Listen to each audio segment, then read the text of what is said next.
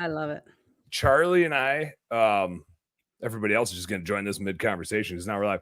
Charlie and I like grew up best buddies because my mom and his mom are sisters. And so it was like whenever something was going on with one of them, I would be at his house or he'd be at my house, and we went to school together and all that stuff. So it was just like grew up together. I was out there. Oh, I say there. I was out there the year that Keith won the Ford Man of the Year, which I don't even know if you know about because he did not advertise it. But I was gonna say I don't know about this. Charlie never talked about it either. It's a super rare award. Ford only gives it out to like one or two dealers, and you can't just get it for being a good Ford dealer. Yeah, you have to get it because and I don't know, he'll probably kill me for sharing this with everyone, but like he used at the time his personal plane to take kids to hospitals. Yeah. Who couldn't afford, like, so he'd take the mom, the dad, and the kid, and he'd fly him in his plane into like the children's hospital and stuff and get them where they needed to go. Just a good human. Super good human. And like good human, but that dude's a shitload of fun too. Yeah. He's got the right balance of all of that. Amen to that. Heck yeah. Well, welcome to Best Damn Bookkeeping, Home Service Happy Hour, brought to you by Best Damn Bookkeeping. I'm a shitty podcast host, Katie, so I say the wrong things all the time. And it's the Wisconsin. You're shitty. It's from Wisconsin. It's too much cheese and shitty beer, and it just rubs off and saying the wrong thing at the wrong time. But it's more fun that way.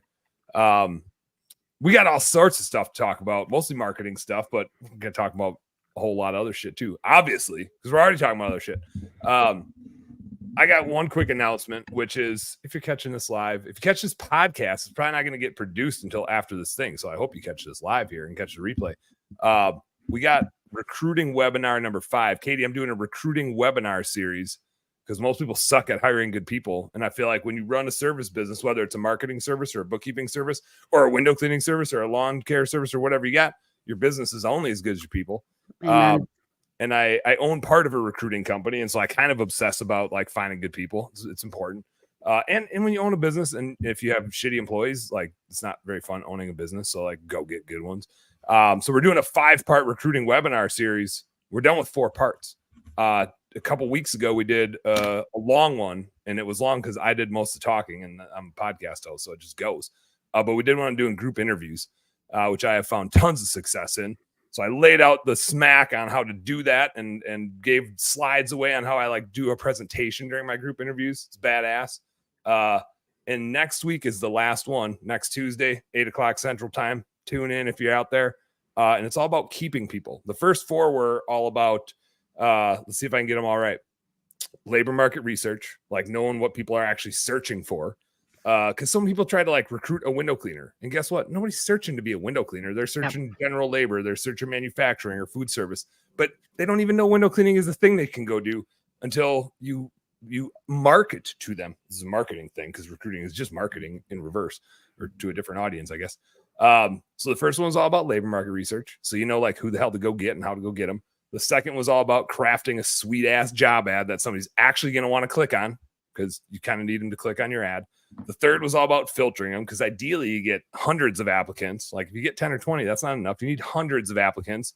You filter them down. You get like the 10%, 20% of good ones. That was episode number 3. 4 was about using group interviews to like really find out who actually like wants to come work for you, not who you want.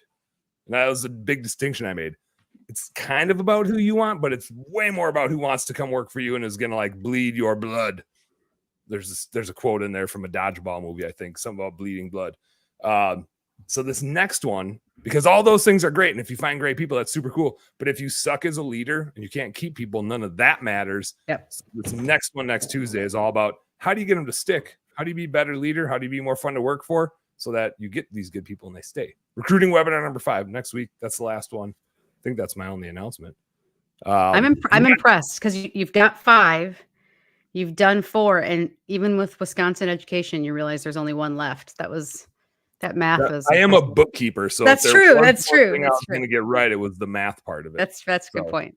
Although, I mean, this is just me patting myself on the back. Is normally I need a spreadsheet for that sort of thing, and I just did that totally math style. I get past 10, I got to take my shoes off, so you're well ahead of me. Crushing it. Yeah. Do you have any announcements? That was my only announcement. Do you have any quick announcements? No. Mm-mm. Uh, I'm excited. I get a chance to drink on a school night. That's impressive. right?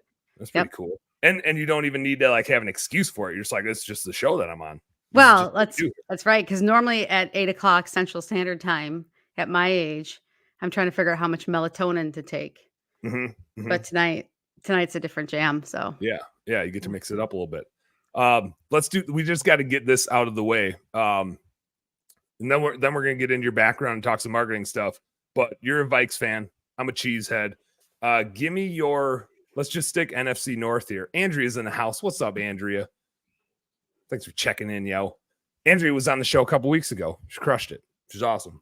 She's gotta come back. She's got to go get land for horses. She's got all these horses that need a spot. Like not only horses, just like an animal sanctuary. She's gonna work it. She's gonna go find some property and get some animals on it. And oh, then I'm gonna, as a hunter, I'm gonna respect that. I'm just gonna treat it like more of like a petting zoo.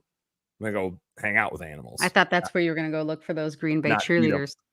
Yeah, the Green Bay cheerleaders might be in there munching on And some stay on straw. this. Yeah. Yeah, we'll stick with that joke. But let's That's do right. this. It doesn't get old for us Vikings fans. It's I all never heard that one before, and I love that joke. Like I'm good for a deprecating joke here. But give me this. Give me NFC North, your projection of standings. If you want to just rank them in terms of who you think will finish first, second, third, fourth, or if you want to give like actual records, your record predictions out of 17 games. I think they're still doing 17 games. What's the Andrea? What the hell is this? What's this? Go Vikings. Go Vikings! Yes. What is that? I don't even know. She's from New Orleans. She's from Louisiana. I have to tell you, if it can't be the Vikings, I'm kind of I was rooting for pretty hard for the Lions. I was rooting for the Lions. I feel like their time has come. Yeah. Yeah. But I feel like they got close enough. They blew it. Now send them back to the bottom of the division. That was their chance. If there was a team that really deserved it, I feel like the Lions deserved it. And really all I root like for their coach is too.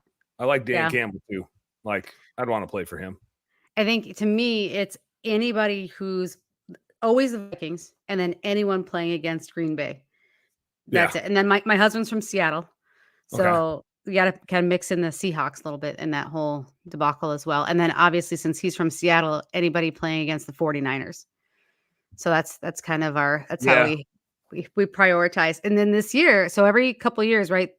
Vikings and Seattle play. So they play each other. This year is right around Christmas. So I am pretty sure we will not be having a Christmas in our household because he is going out. My husband's going out to Seattle for the Vikings Seattle game. And I think it's that's badass. Like December 21st, 22nd, somewhere like right before. I told him, I said, don't even bother to come home. Like if Seattle wins, just stay. Yeah, do it up. I'm thinking Packers are going to win the division. Packers are going to be back on top this year. I got to say that because I'm a cheesehead.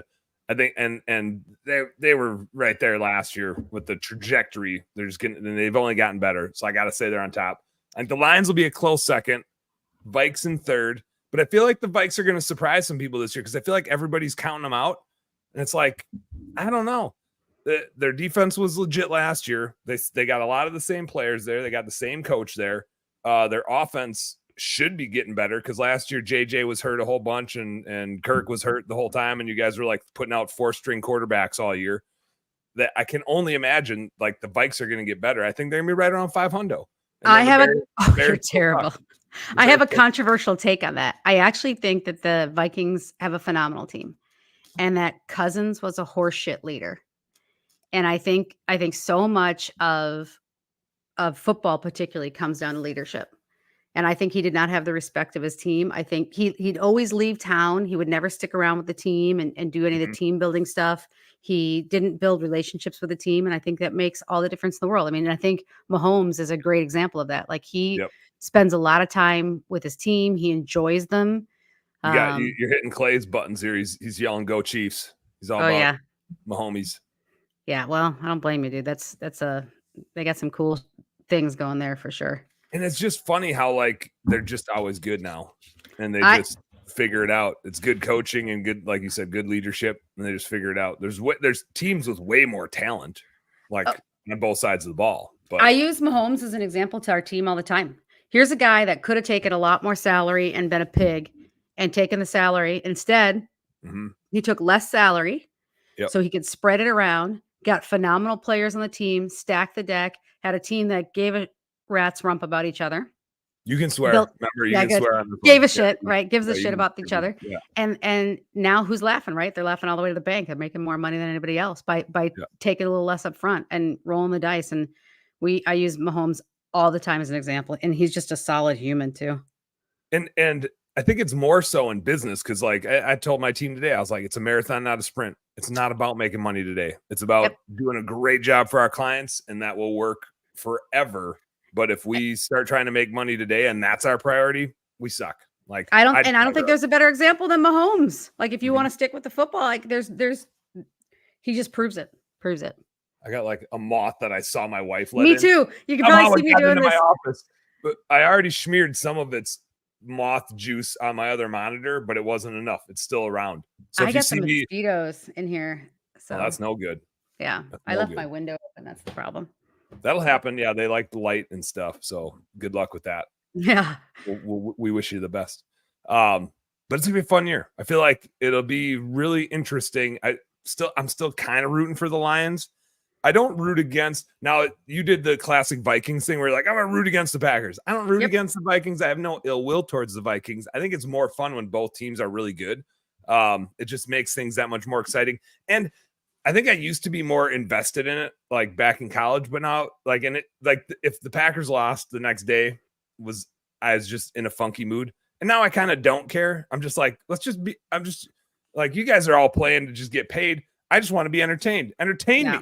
Entertain me. You can try and shame and say, "Look at you being negative." Fuck the Packers. I'm telling you right now, it makes my day when the Packers lose. I don't even care half the time. When who else is playing? It's just when the Packers lose. And my office is because we're in Minneapolis. We got a lot of these weird cheeseheads. Apparently, you can't discriminate on that. It's like a There's a protected lot class, of us over right? here. Yeah, right. Over here. So it literally, people hate it when especially last year with your season, I would just come in just beaming, just like, where are you? Tom McGlennon, where are you? Peter Sackett, where are you? And I just harass them. Oh yeah. Well, you got to rub it in. That's half the fun. Oh, I'm like that with that is a funny thing though. Like, the Packers don't view the Vikes as the same rivalry that the Vikes view the Packers, but the Packers view the Bears as that rival where you're just like, I mean, everything is just fuck the Bears. Everything. Yes, yeah, 100%. You know what a fib? You know what a fib is? Oh yeah, I pretty much invented it. Yeah, fucking Illinois bastards. That's right. Yeah. Mostly, I don't use that towards Bears fans as much as I do when people from Rochester or Rockford down there or Chicago come up and try to back their boats into my Wisconsin lakes. Yes. And it takes like 72 minutes to back a boat in because they have no idea what they're doing. That's when I drop the fibs.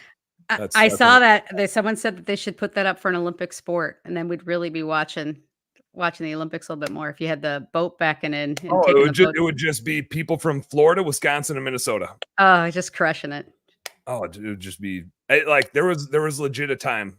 I think I've told this story in the podcast before. We were up in the UP of Michigan fishing for some walleyes, and we watched some dudes. We didn't know at the time they were from Illinois, because we all say that, Illinois, just to drive them crazy. They first of all, their boat ran out of gas, so they had to get like pulled in by somebody else. And then it's a hilarious boat landing because it's like it goes up and then back down. So as you're backing up, it looks like you're shooting your trailer to the moon. It's just like up above your vehicle, and then you got to drop it in. And they had that tiny little trailer, and the truck wasn't even that big. Like, a big truck and a tiny trailer is almost impossible to back in. That would be the Olympic sport, is like big truck, small trailer. But it was so cockeyed. Two of the guys were outside of the truck trying to move it. The guy driving the truck damn near ran him over, like put it in reverse while they were like lifting it and moving it, because they couldn't back it up straight. They had to keep moving it. And it like 30 minutes. And these two young dudes that were either from Wisconsin or the UP were like just sitting there waiting, like waiting their turn. And these guys took a half an hour trying to get their damn little tiny boat out. They finally got it out. And one of the guys we were with said, "What part of Illinois is you from?" And they're like, "Rockford," like they thought we were buddies. And these two young dudes come up, and it's just like, guy Boop. Out of the boat, trailer, back, boat on, hooked, gone. And the one guy was still in the boat as they were pulling out. And so like 10 of us were standing on the shore, standing ovation. It was epic. But that's classic fib territory right there. Sounds a little bit like Darwin at work if he almost kind of ran some of those guys over Oh, too. I thought for sure we were going to be like watching an ambulance show up. Like the one dude was damn near under the tire. It was. You made me think about it. This is see if I get a shot of this. This is Oh, but it's the Purple Rain Willette. Oh, yeah, the Prince stuff. edition. So That's in case fancy. anyone's more Minnesotan, right? So yeah, no, this is pretty good actually. And this is their limited Prince edition. I was gonna say when you're done drinking it, you gotta save that bottle. Oh yeah, I got a couple cool bottles downstairs for sure. Heck yeah. So. Well, let's do this because this is what we do on this podcast is we start talking, then we forget to like introduce the guest. So I couldn't do you justice, Katie. We know you're a Vikings fan, but take us back in time as far as you want to take us to set the stage. You can go back to elementary school, you can go back to preschool, or you can just kind of start with your professional career, wherever you want to start, but give us a little background on how the hell we got here. Well, none of that's very interesting, going back too far, but I was lucky enough. My parents said, listen, they'll help pay for my education as long as I'm going to school. So I went to school for a really long time, like as long as I could draw that out. Yeah. Where'd you go to school? I went to school in southern Minnesota at a school called St. Mary's. Then I went overseas to Australia. Heck yeah. And took some school out there. I have a law degree actually from Australia, which is for anyone who knows anything about law. Is that useful at all for anything besides just talking shit? It's not even the same legal system. So there's this crown law. Yeah. So, but it was pretty nice. I actually was working for a congressman at the time and was looking around. Like crown law, is that like a common law thing where it just kind of goes by whatever cases have been decided previously, or what does that mean? Kind of. It's like in crown countries, Canada, England, anything that England dominated at one time is under crown law. And so like it's assumed the crown owns a lot more, right? So here we own it, but like you only own the top inch of your soil. I remember I was taking a class in Australia and one of the topics was the Beverly Hillbillies. Like I'm not even making this up because he's shooting at the ground, up came the bubble in crude, right? And then he owned it. In crown countries, you wouldn't own it. That's owned by the crown. Oh, damn. Yeah. So they're like, is that really possible? I'm like, absolutely it is. I took I studied in England for a semester back in the day, and I took business law, which was, it was common law stuff. And so we just kept referencing old cases. And that was kind of like, well, I guess this is the rule. Except my professor was Scottish, and holy shit, you couldn't understand a thing that guy said.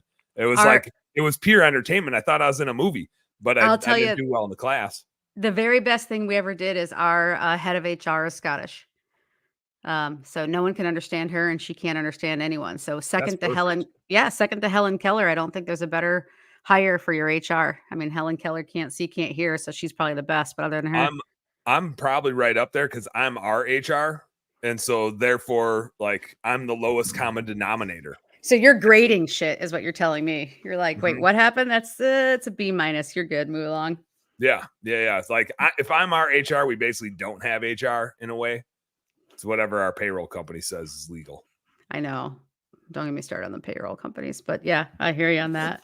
But so I was working for a congressman, and I was the only one that didn't have a law degree or something like that. So I went and got a law degree, and then was like, I'm not gonna be a lawyer. What am I doing? So I feel like you could be though. I feel like you're sharp. I feel like you could be in there and like whipping out defenses. I don't know. I think I'm a little too snarky for it. I was like, dude, are you that dumb? Like, seriously, come on, man. Like, they have to be a little more polished, I think, than I am for sure. Have you ever seen the movie Idiocracy? It's one of my favorites. Yeah. I love it. You could do that. You could be that lawyer. Yeah, like, right. I object. Yeah, you could play that. Listen, we're kind of close to Idiocracy. I'm starting to refer to it as a documentary now, as opposed to like a satire movie. It's a little sad. Yeah, it's getting a little scary. It's getting a little scary. It is. Oh my God, I love that movie so much. But right now, I'm working with a company called Camp Digital. We started working. We actually had a company that was selling voice over IP, which is like a phone system, and our network operations center was in the World Trade Towers. And yeah, it was a heavy day, and lost the entire network operations center and all the team we worked with out there, but still had a company. So we were selling long distance essentially to a friend's company. They owed us a bunch of money. So we said, hey, we'll take a franchise instead. Yeah. And kind of swap. So we kept the business going and some of the people there, but had to pivot pretty hard. Okay. And then that got me into automotive, and that got me into digital marketing. And now we just do digital marketing for the trades at Camp Digital. Camp actually stands for Capacity Aligned Marketing Platform. We're a tech-enabled digital marketing company. So Yeah. I always refer to us as a tech company that does digital marketing instead of a digital marketing company that does tech. Yeah. Interesting. Yeah. Is that so before we went live, we were talking about Kasurk back Yes. in my hometown of Wausau.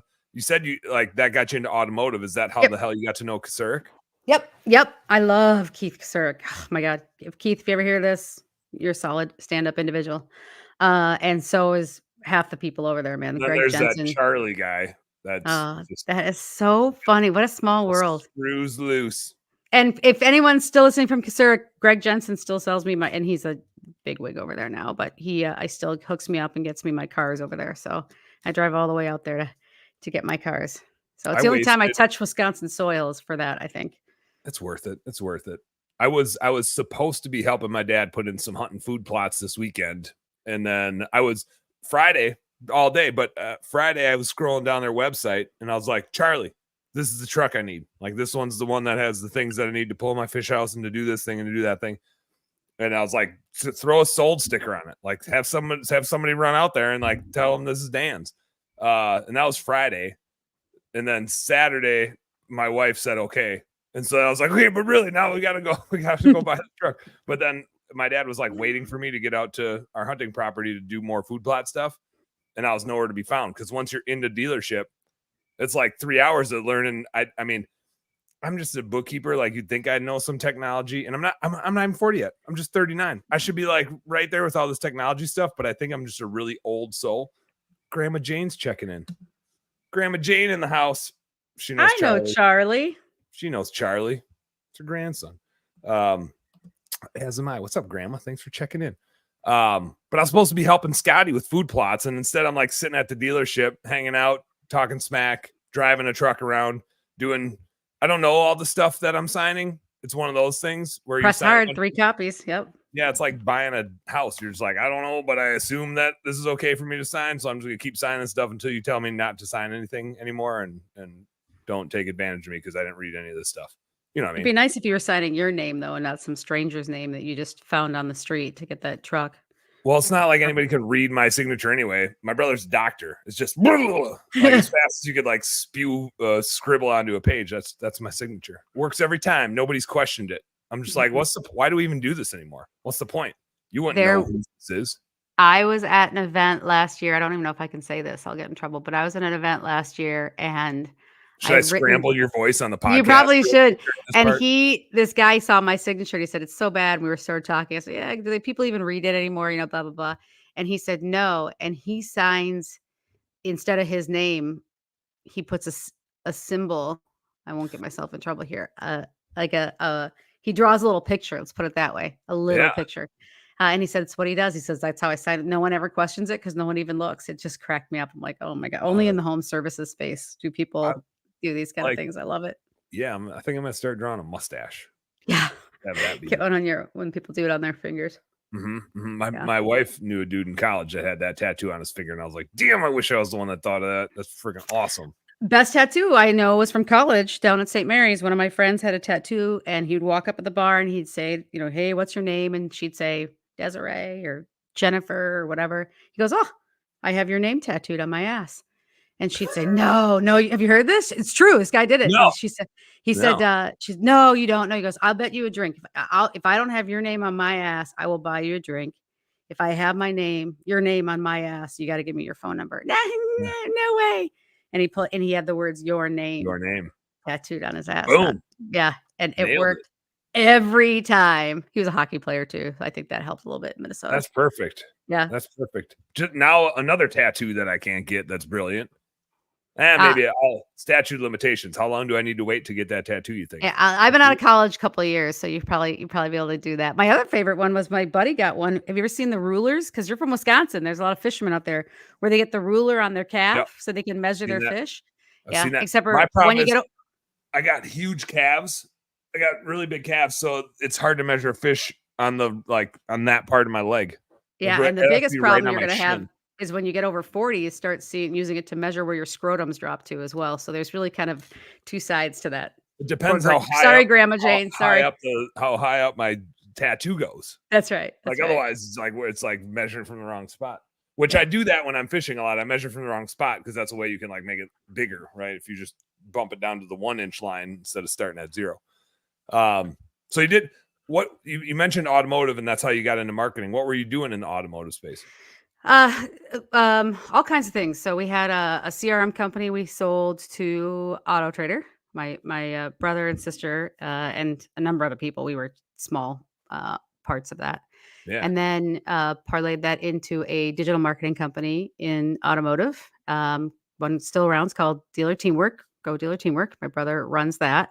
I was the general manager of Dealer Teamwork, and then we were at Is an that event. so is that like when you say digital marketing and automotive, is it about like SEO to get your website up Yep, and so that when Dan and Plata's searching for an F-150 that your F-150 is showing up on their you search? got it. Yep, and so many people, in automotive particularly, F-150 is a top selling truck in the United States, maybe the world, but top selling truck in the United States. And Mhm. we spend all this money advertising it, but what happens when you sell out? When you've sold most, right, or you've got a ton of eco sports in or a ton of edges. Yeah. So we use this notion of capacity to Mhm. help push the right inventory where we need to down to the specific unit. And Heck yeah. I was at an event with Google, and the guy that ran we'd won a bunch of awards, so we got invited to these great events. And the guy that ran auto for Google was sitting next to me. His name's Julio Gonzalez, and he leaned over to me right before Ford coming in and Chrysler coming in and Rivian was just taking off. They were all these big wigs were coming in, and I'm sitting in the room, and he leans over, he goes, "Get out of auto." And then all these people came in. I'm sweating bullets. I'm like, "What is this? Did I What do you piss mean? Julio off? Like, what am I Yeah. gonna be in the bottom of?" He's from Miami too. I'm like, "I'm gonna be in the Yeah. bottom of the river Yeah, somewhere." he's like he probably knows Fuck. some drug dealers that can make you Yes. disappear. 2 hours later, I could tell you what I was wearing. I could tell you which building we were in. I could tell you what Julio was wearing, but I could not tell you one bit about that meeting because for 2 hours I sat there sweating. And then at Yeah. the end of the meeting, everyone got up and left. I go, "Julio, what do you mean get out of auto? Like, what I do?" And he said, "No, no, no. You should really get into home services. It's a technological desert, and they need the transparency you guys offer. They need the services you guys offer. They need the technology." And so he helped hook us up with the home services space at the time was in Chicago, and that was 5 years ago. Oh yeah. I Yeah. do I got into home services. I worked at Cargill back in the day. I was over in your neck of the woods all the time going to the office center. Every once in a while they'd let me into the lake office and I just felt so out of place wearing a suit and tie into that joint. Like, let me go present to the people running this company and is there a bush light in here for me when I do this? Because now, like when I do this show, I get to have a bush light. They never let me have a bush light there. But when I left the corporate world, I like the home service space just because I feel like it's not going anywhere. Yeah. There, even though like home ownership is maybe a little bit in decline just from like newer generations, it's not quite as sought out. Delegation is way more sought out, and it's not that it won't get replaced by robots at some point, but there's still a lot of services that the robot's the tool. Yep. My buddy has a sewer and drain cleaning business, and he has some expensive ass robots, but he's got a lot of technical people running them, and it's just not going away. It's not. It is changing right now for sure. Big time. Big time. We're pretty lucky to be in the position we are with Google. They share a lot of their like research and their stats with us. Mhm. And they've been sharing with us a couple of interesting things your folks might find interesting. One is the customer journey is changing. We had that weird hit during COVID where anybody in the home services space was cleaning up. I mean, it was just I was just crushing it. Everybody was spending thousands of dollars that they got for free from the government. Yep. I mean, and that was a time, right? Like if you wanted to, and you're at home, and your home was your everything. It was your entertainment. It was your education, right? People were schooling from home. They were doing Yep. everything from home. So people were investing in home offices, right? That we have to do a new build for that and bring in electricity. And now I'm home during the day, and my AC is running all day. So now I've got to get new AC, and my kids are at home for education, so they're burning through the water heater faster, so they need a new water heater. So that was, and now we're starting to see it swing a little bit different with the election coming up, right? Yeah. You've got Customer sentiment is in decline. Just watch what happened in the stock market the last few days. I was just say everybody's just like, oh, I feel like we've been talking that a recession is due for like the last 2 years. Like it's here. No, maybe it's not here. No, maybe it's not. And I feel like we're like, okay, I think now it's here. It's funny you said that. I was at an event at Google in December, and one of the guys from a huge agency was speaking, and he said, "We've been uh, the recession has been upon us for the last 18 months. Like we're waiting for it. Like get past it." I don't necessarily think in our space because we're kind of recession proof in Minnesota. If your furnace goes out in the middle of winter, it's not a luxury item, Yep. right? Like you have to do something about it. But the other side of that too is credit card. I don't know if you saw the update yesterday, but credit card debt is highest it's been ever. Even before 1 in 5 Americans have maxed out their credit cards. It's crazy. Which like, aren't we smarter than that? No, We're not. It's like back to the idiocracy thing. Yeah, that's right. Gatorade for everybody. Don't we know better? Like we've seen this happen before. How are people doing this? Why are they doing it? What the hell? But you know, I think I actually kind of think of it. So credit card debt, the recession, if you want to call it that, or what's happening in the stock market, customer sentiment, the election, which happens every 4 years. I'm not picking a side. I'm not saying anything politically one way or the other, but every 4 years, the election brings down the economy a bit and puts a lot of fear in people. But I personally find this to be the opportunity time. You know, if you watch NASCAR races, they never pass. You know, the Olympics, if you're watching the bike, they never pass in the straightaways. It's always in those curves that you really make or break. And that's what I think we're going into. We're going to a little bit of curve. But if you have a plan and you have something that you're working towards and you share with your vendors and your partners, your bookkeepers, to your digital marketers, to your traditional marketing, to your, email company, to your team, if you share your goal and you keep focused on it, I think that's where the winners are going to come out of this economy for sure. Yep. The companies that are always the most successful are the ones that keep their foot on the gas, right? Yep, and right. maybe like they're buying other companies that are going out. I have a company that I work with down in Florida, and they bought 2 companies in the last month. Yep. And so as the small guys are getting afraid, and people just stop marketing because they're afraid because they don't know what to do, and then their business suffers even more. Then they have to sell. They can't pay for their stuff. They have to sell. And the people that are staying aggressive and opportunistic are the ones that tend to grow even at an even faster rate through 100%. We saw this coming. And so we went back and looked at, we do a lot of spend only in the home services. We're about probably, I think this year we're going to do close to 150 million in Google ads spend only in home services. So it gives us the ability to kind of look wide and broad and look for trends. And so we went back and looked over a couple of shoulders because essentially it's going to be like an extended shoulder for anyone who doesn't know what a shoulder is. If you're an HVAC, like tonight, I've got my window open. Yeah, it's the shoulder, head, shoulders, knees, and toes. Yeah, I've been working on that with my 2-year-old. So, but when it's a little slow, right? So we went and looked at that, and we found that you're spot on. It's really those that become more aggressive and spend, or you rely heavily on your marketing operations, right? Like marketing to your existing customers. You talked about billboards. It's actually a pretty good, solid plan, reaching back out to your existing customer base.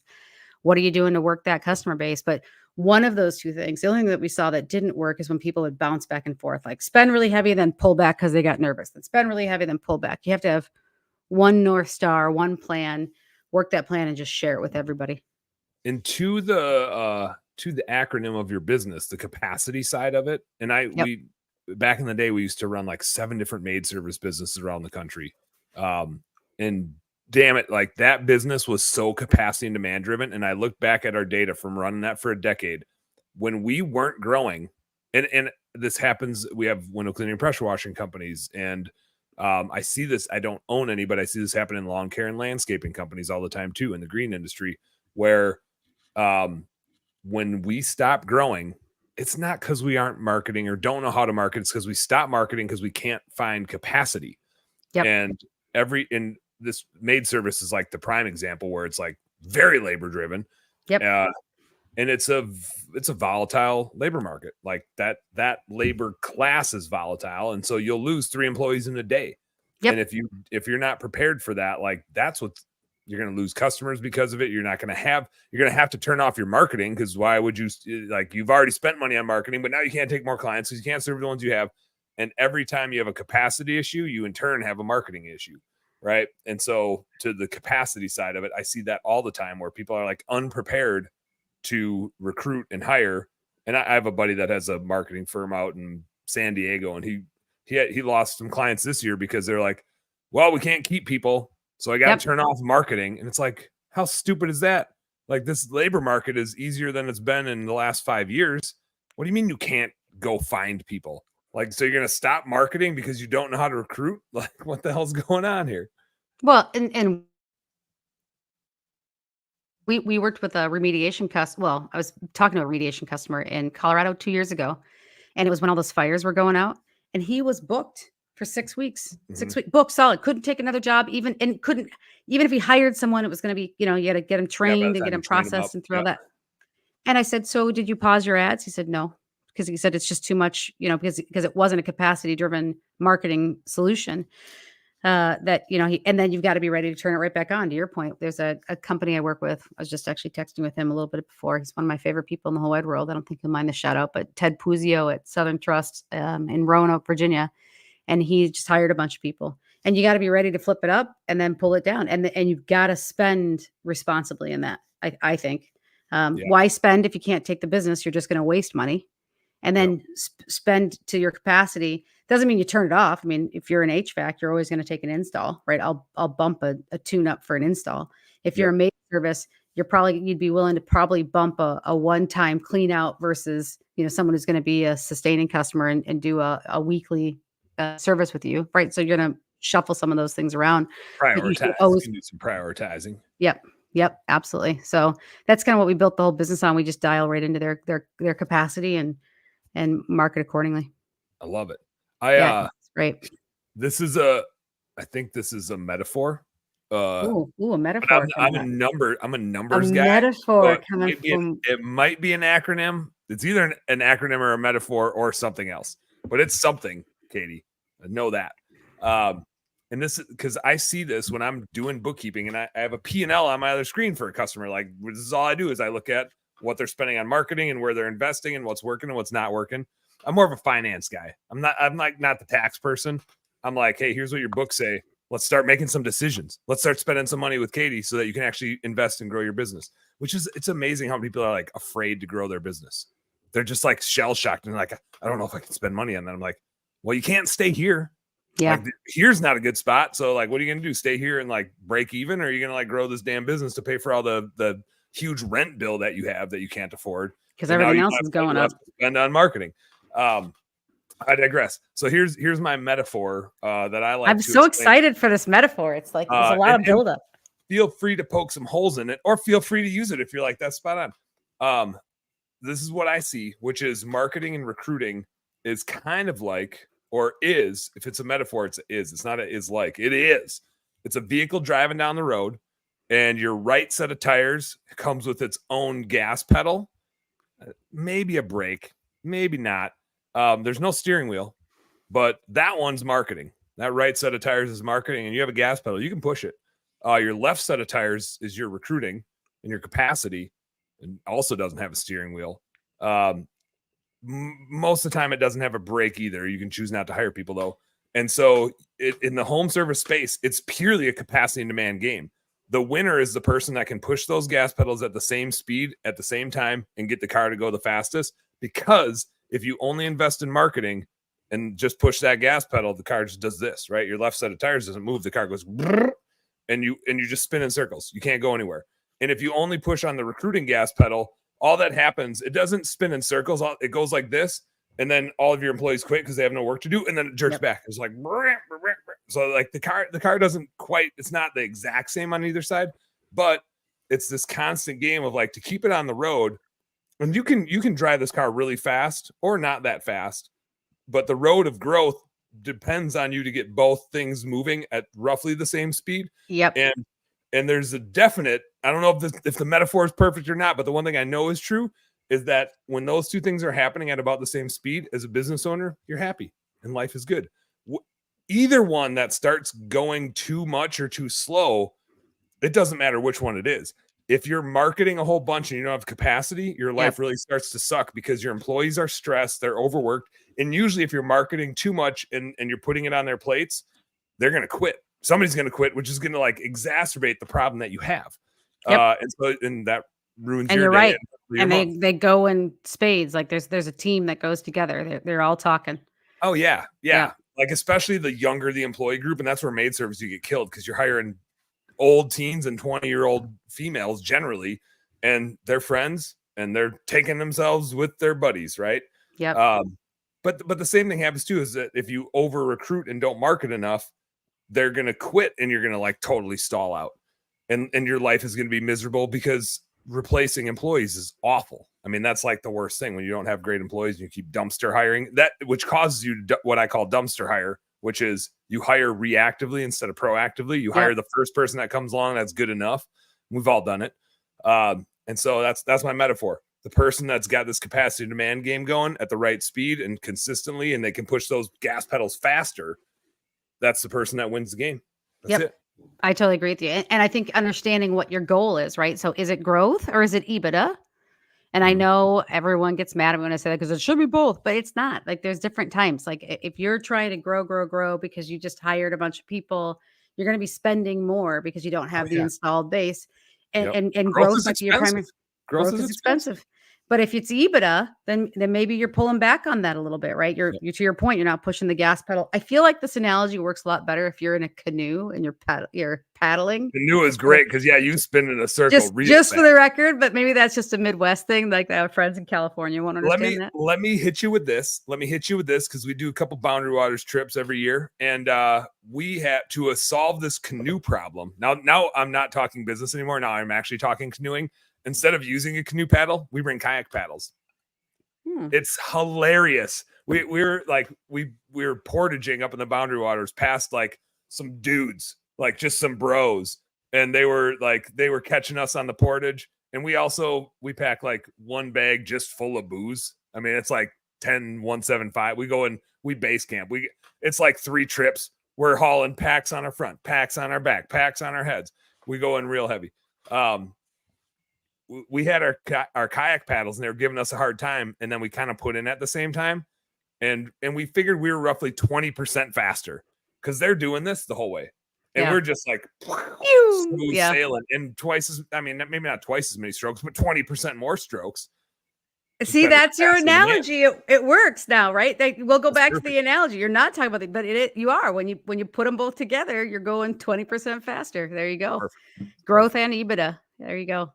I have that conversation a lot with our clients too, because they're like, well, I think we got to make more money. And I'm like, you do, but you have to decide if you want the money now or you want the money later. Yes. Like that's the trade-off. Because if you want money now, you will have less money later. Like more money now means you're going to spend less on these investments to grow your business, and you can take more money out of the business now.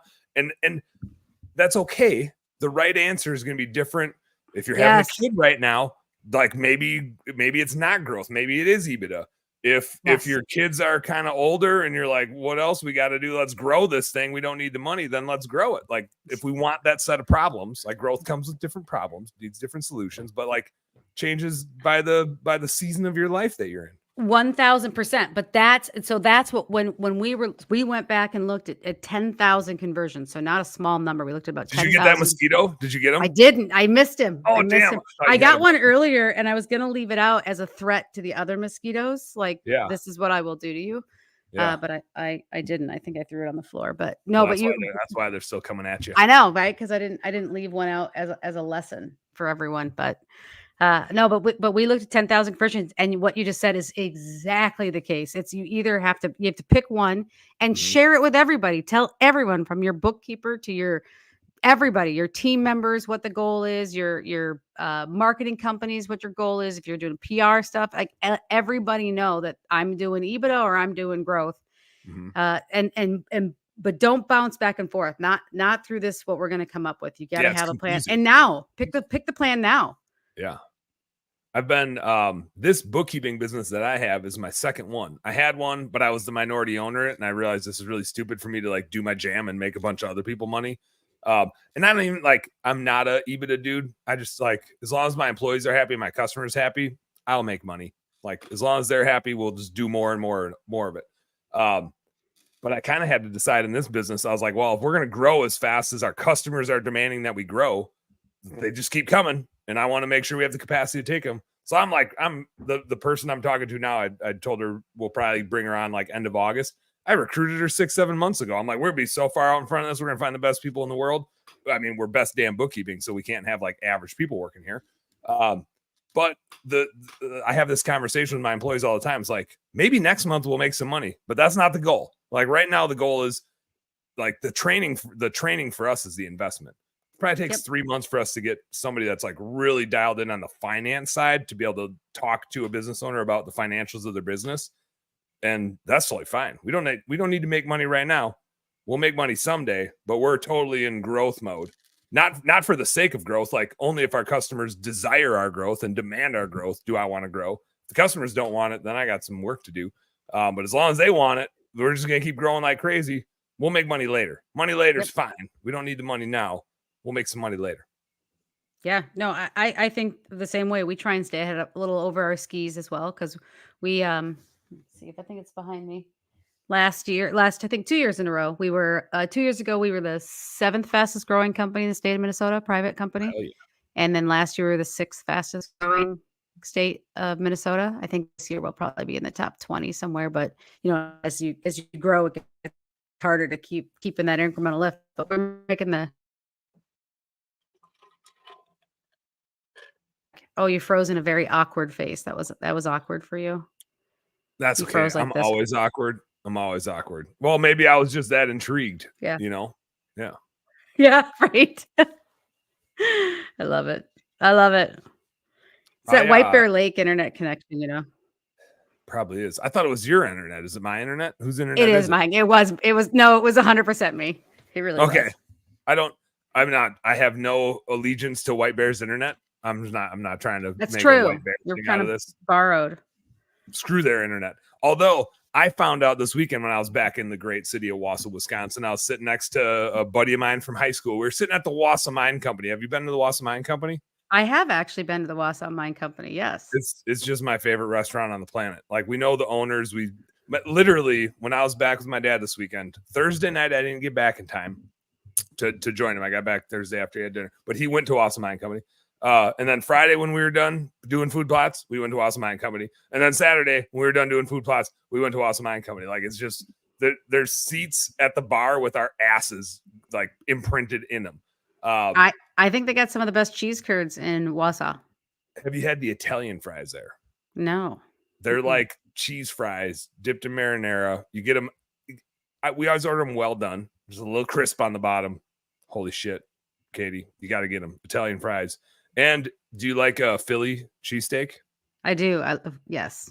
They absolutely. have the best Philly I've had, better than Phillies that I've had in Philadelphia. No, come on now. It's different. They don't put the cheese whiz sauce on top, which I'm not a huge fan of anyway. But just get it. It's the best Philly I've ever had. I don't know how they do it. I don't know, but it's off the charts. I get it every time that I'm not eating Italian fries because then that's like too much cheese and you won't take a shit for a week. Tiffany says she's headed to Minnesota. Come on up, Tiffany. Bring it. You should. Where are you going? What part of Minnesota? We're a state. It's not a city, it's a state. So there's like room around here. This is the Wisconsin guy giving the tour of Minnesota. It's a state. It's a state. I'm familiar with the geography because I know states. The reason White Bear is not that bad. When I was back at Wausau Mine, I found out Tim Sager, I think is his name, was the hockey coach at White Bear for a long time. He was a coach of mine at John Muir Middle School back in Wausau. He had a mullet back then. He was awesome. And he like built the White Bear hockey program up and they ended up being pretty damn good. I think they went to state this year. But I think he retired a year or two ago is what I heard. But damn, I felt pretty proud to be from White Bear when I found out that Tim Sager was here, rocking his mullet, coaching hockey. It's like that. I just like the minute I heard his name, I was like, where do I know him from? I feel like he was a coach of mine in middle school, and damned if he wasn't. I think they should rename the mullet to the hockey hair because Minnesota's really kind of grabbed onto that. It's back, like the mullet's back. Oh yeah, and I think it was the hockey players that brought it in for us. That and some country music. That's folk true. really adopted it to the extent. Oh, my 8-year-old's here. How'd it go, Danny? Did you win your playoff game? Yeah. You did. You want to say hi to Katie? How did you do? Softball, right? What position do you can play you in hear? softball? A little bit. Here. She wants to know What position do you play? All of them. I get All it. of them. Each time my coach tells me which one I play. What'd you do tonight? Did you get some hits? But each time I only got to go to first base because it was the third You were the third out. You were on the third out, so you didn't get all the way home. No, that was only my first when I Okay. went to first base. Got it. And I only made it there because once another person got out and it was the third out. And the other time I got the third out. You were the third out. They tagged you out, or they got you out at second base, or what? First. Oh, they got you out at first. That's cool. But you were running. Fist bump. So when do you guys play again? You don't know yet? It's against the yellow team. The yellow Oh, team. get the yellow team. Get them. Yeah. No one likes the yellow team. Nobody likes yellow. Except for Crosby. That's the only color he knows. Wow. Well. Crosby, back to the mullet conversation. Our 2-year-old, I just cut his hair, but he was rocking he's got hair like Danny does. It's like it's from my wife. They all have they were born with like a full head of hair. All 3 of our kids. So immediately Crosby got turned into a mullet dude. But it was so hot. It was so hot all summer. I had to buzz it off. Couldn't handle it. I was uncomfortable. He loved it. He was swinging it around like you would if you had a mullet. You'd swing it around all over the place. That was like his move. He was just like this. Yeah, he loved it. I love that. You got to go to bed. I love I you. also learned how to tie my shoe. You tied your shoe today? Yeah, I Wow. just tied it for the very first time. Dang. Wow, that's impressive. Before I came up here. Wait, so are you wearing your shoes up here, or would you take it back off? Took them off. Okay. Way to go. Can you show me tomorrow? Sweet. Okay, go to bed. I do the 2 piggy way. The 2 piggy way. I don't even know what that is. Good night. Katie says good night. Good night. Okay. See you, kiddo. The one where you just do the 2 circles. That's the way. Can you shut my door, Danny? The 2 piggy way. Are you familiar with the 2 piggy way? I don't know. I am actually, but look at I got one. I got. Oh yeah. Where is it? I can't. Put them on a little plaque. I know. I want to just be like, look, misters, this is what's going to happen to you This is your fate. Keep circling around. I'm gonna leave them right there. Give them the business. Give them the business. But yeah, I don't know if I could grow a mullet. I don't think it'd be cool on me, but it's really cool on a 2-year-old. They just like own it. They're all about it. Yeah, the Minnesota hockey used to have the state of the flow. Did you ever see this? There was a commentator like the state hockey tournament. Like that was a big deal. They had the hockey hair tournament, and it was amazing. And then the guy moved to New York. He was sponsored actually for the last 2 years. Moved to New York and then stopped.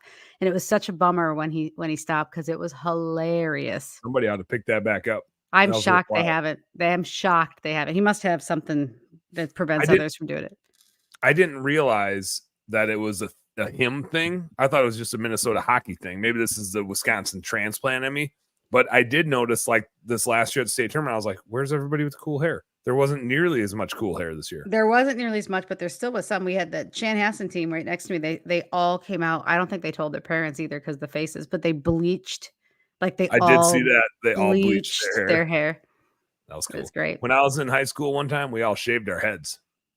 Like not really? But we all buzzed our heads without telling our parents. And then I think I got, if you can see it right there, that's one of the pucks from the Minnesota PHL Women's Professional Hockey League. Oh heck yeah! Yeah, one of our team. Did they shoot one over the boards and you caught it? No, it's one of our employees. Her daughter is on the team. So sweet. Yeah, it was pretty. It's That's a signed puck. Yeah, heck cool. yeah. What do you sign a puck with? I feel like a signature wouldn't show up very well on it. Do they have like a white marker? It's a silver Sharpie that she uses for everything. Yep. That would do it. Yep. Yeah. Now you know. Now I was at a country music concert earlier this summer, and I forget the dude's name, but he has the Day Drunk song. I know because I have a shirt that says this is my day drinking shirt on it. And he signed it for me. And I was like, I kind of feel guilty just taking your signature. Give me something give me that Sharpie and give me something. I'm gonna leave you mine. But all he had was a piece of blue tape, so I left him my signature on a piece of blue tape. That's gonna be my new thing. Whenever I get somebody's signature, I'm gonna trade them mine. I love it. Just feels reciprocal, you know. My husband and I had a bar. It was his bar down in Jordan, Minnesota. And he, the big one was one of his shirts said, "You can't drink all day unless you start in the morning." That's true. Yeah. People love that one. Yeah. I've been upholding that for a long time as a fisherman. It's like, you're up there early. Yeah. How many fish are you going to catch before you crack one? What'd you catch? You caught a buzz, right? Mm-hmm, mm-hmm. Well, in this last 2 weekends ago, we were out on Lake Michigan and the fish weren't really biting. And I was like, I think we just got to crack a beer to get them going. Cracked a beer. 27 perch later. It worked. Yeah. Started Look snapping. at my brother and his kids were just in Alaska. Hang on, it's worth it. I got to show you this picture. And the halibut, right? Oh yeah. Let's see if I can find this picture. My nephew, freaking all of them. So that's my niece with one of her fish. Is that a cod? I think that's a cod. And then hang on, let's see. Where's the halibut? There's another one. I mean, they were just crushing it. Oh heck yeah. And then where's my nephew? He's got the picture with 3 halibut in his mouth. Look at the size of these fish. Oh yeah. There he is. This is my nephew with what I hope he's bringing home to share. Oh, that's the way to do it. Yeah. I'm gonna steal that idea. I fly out for Mexico tomorrow. Well, I fly to San Diego tomorrow and then Mexico Friday, and we're fishing for 3 days out there. And it's off of Cedros Island, and allegedly we're gonna get some halibut. So if we get 3 of them, I'm gonna replicate that. I'll send that to you. And please do, because it was I've never seen that, but I guess it's like a thing when you catch that much fish. My niece, obviously, I don't think she was down, but my he's a U of M wrestler, so go Gophers. Yeah, and I mean you're only now it would have been something else if you'd taken that big one and had the bite strength to hold on to that 30, 40 pounder. I don't know. Just holding your arms out like that. I'm pretty. That's a lot of lifting. Yeah. One of the things that we love to do, I salmon fish a lot on Lake Michigan. Ooh. Not as much anymore. I used to fish a lot out there, but whenever we had a big pile of big fish, you would stand with 2 of them, and then you'd find somebody else would stand behind you and duck down and put 2 more fish along your side, so it looked like you had 4 arms, and you'd be holding 4 fish, and you'd show it to people, and like half the people would notice it, and half would be like, "Oh wow, that's a lot of fish," and you just kind of wait to see, like, did they notice there's 4 arms in the picture? But I swear to God, half the people wouldn't recognize that there's 4 arms sticking out holding fish. I'll tell you, man, I'll take halibut over any other fish. It's especially wild. Oh, so good. Especially wild caught halibut. Oh my gosh, so good. I'll have to bring some back. I've only had it when it fish and wild game. Like I have 3 freezers in my basement. That's all we do. My wife has a Instagram handle and a website called Venison 365ish. Like it's just all we do is eat wild game, which is mostly just an excuse for me to chase animals around. But the only time I had halibut, I think it was just very poorly prepared, and it was super fishy. And I was just like, I just don't like fishy fish, and maybe I'm a wimp about it, but like I don't like super gamey venison. Like you can make venison taste amazing, and you can also make it taste like shit really easily if you don't know what you're doing. And fish is the same way. If you don't handle it properly and don't know what you're doing with it and don't know where to cut it and what to take out and what not to take out, it was just disgusting. I don't think there's anything. It doesn't all taste like that. I don't think there's anything more Midwestern than having a freezer full of venison. I just don't think there is. And if for anyone who doesn't know, come visit the Midwest during deer hunting season, and everyone's going to offer you a piece of their beef sticks. Mm-hmm. Venison sticks. Their venison sticks that they had done. Oh, this one's with cheddar, and this one's with jalapeno sausage, and this one's with like it's our whole office. Everyone's just trading their freaking venison sticks. It cracks me up. I can't do the venison. I've always done it. That's just what I grew up on. But the last couple of years, my buddy Ben and I started I shoot 7 deer a year. It's just what we feel. We don't buy beef. It's just all ground venison. If we're doing tacos or spaghetti or chili or whatever, like it's just straight venison, but I make some like 50-50 for making burgers or whatever. But we started making our own venison bacon. and everything. And we made some venison jerky this year, not like ground and pressed shitty venison jerky, but like meat slicer, marinated, dehydrated jerky. Holy shit. Like anything, it puts anything from the store just to pieces. And so now that's like a week-long obsession of getting the recipes, and it's hundreds of pounds of venison because now he's like super into it. And he's one of those dudes. This is the same dude that owns the sewer and drain business. He's one of those dudes where it's like, I'm into this thing. I'm going to spend $5,000 getting all the stuff. And now we're just going to be it. This is just what we're going to do. Which I like having friends like that because I'm a cheap ass. And he's just like, well, I decided I like this and we're going to do all the stuff and we're going to get the best stuff and we're going for it. And I'm like, all right, we're going for it. So now every year we have a whole like 3-4 day weekend of venison processing. But damn, it's good when you make it yourself. And you kind of like, the pride for me, the joy for me comes in that nobody else touched my food. Like nobody ever besides him. But it's kind of cool. Then when you're eating it, like it's written on the package which deer it was and where you got it and all that stuff, which is fun for the kids. They all like that. I think everyone should have a sewer and drain friend.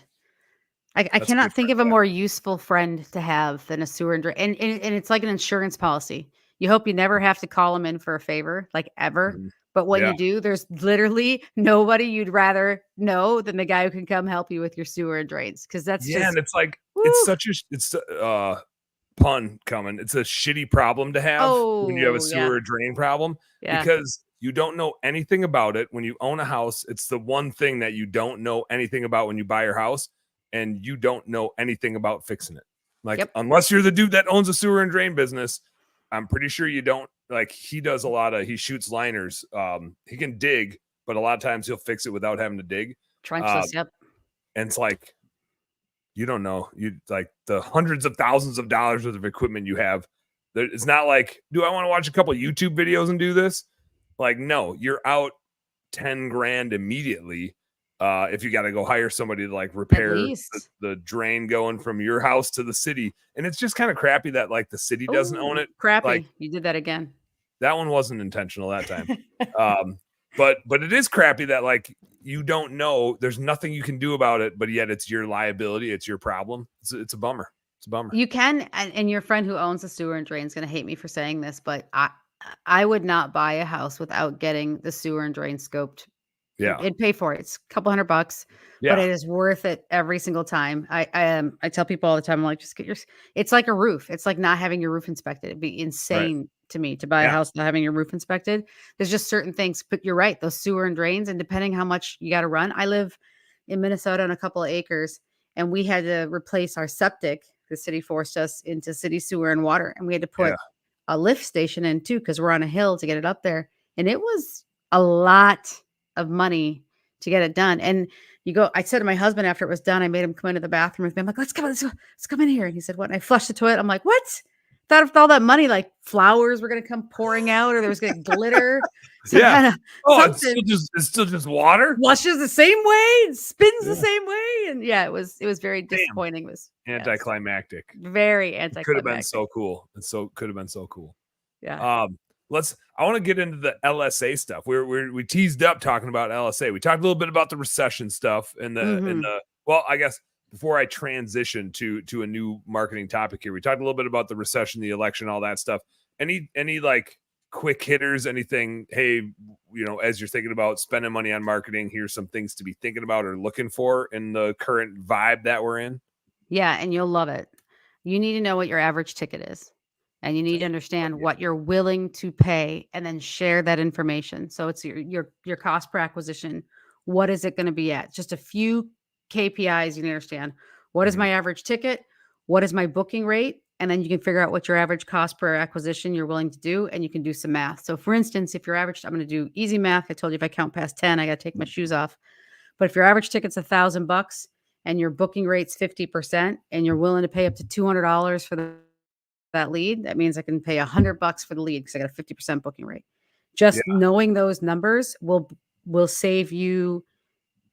You're gonna this economy we're coming into. Like I said, there's gonna be winners, there's gonna be losers. You can be a winner, but you have to have a plan. And understanding those KPIs is going to be all of what's going to make that work. 100%. We got you're speaking my language here because now we're getting into like nerdy bookkeeping talk too. Our average ticket we got up in our window cleaning and pressure washing business, we're at about $600 average ticket. And we very intentionally set our acquisition cost threshold at $180 for a new client. And we know we're going to get a lot of repeats and referrals, and we're going to market the shit out of them. But I don't view that as an acquisition cost. Like, we already acquired them. Now we just got to figure out, do they read their emails? Do they read their texts? Will they listen to our voicemail? But 180 is very intentional, because I find, and I find this with a lot of our bookkeeping clients, is we can spend about 30% on a new client. And that causes us to make $0. And that's kind of my threshold. Now, like, lifetime value of a client, especially in a business where you can serve them over and over again, you can justify more. But again, this goes back into like, how much money do you need now versus how much money do you need later?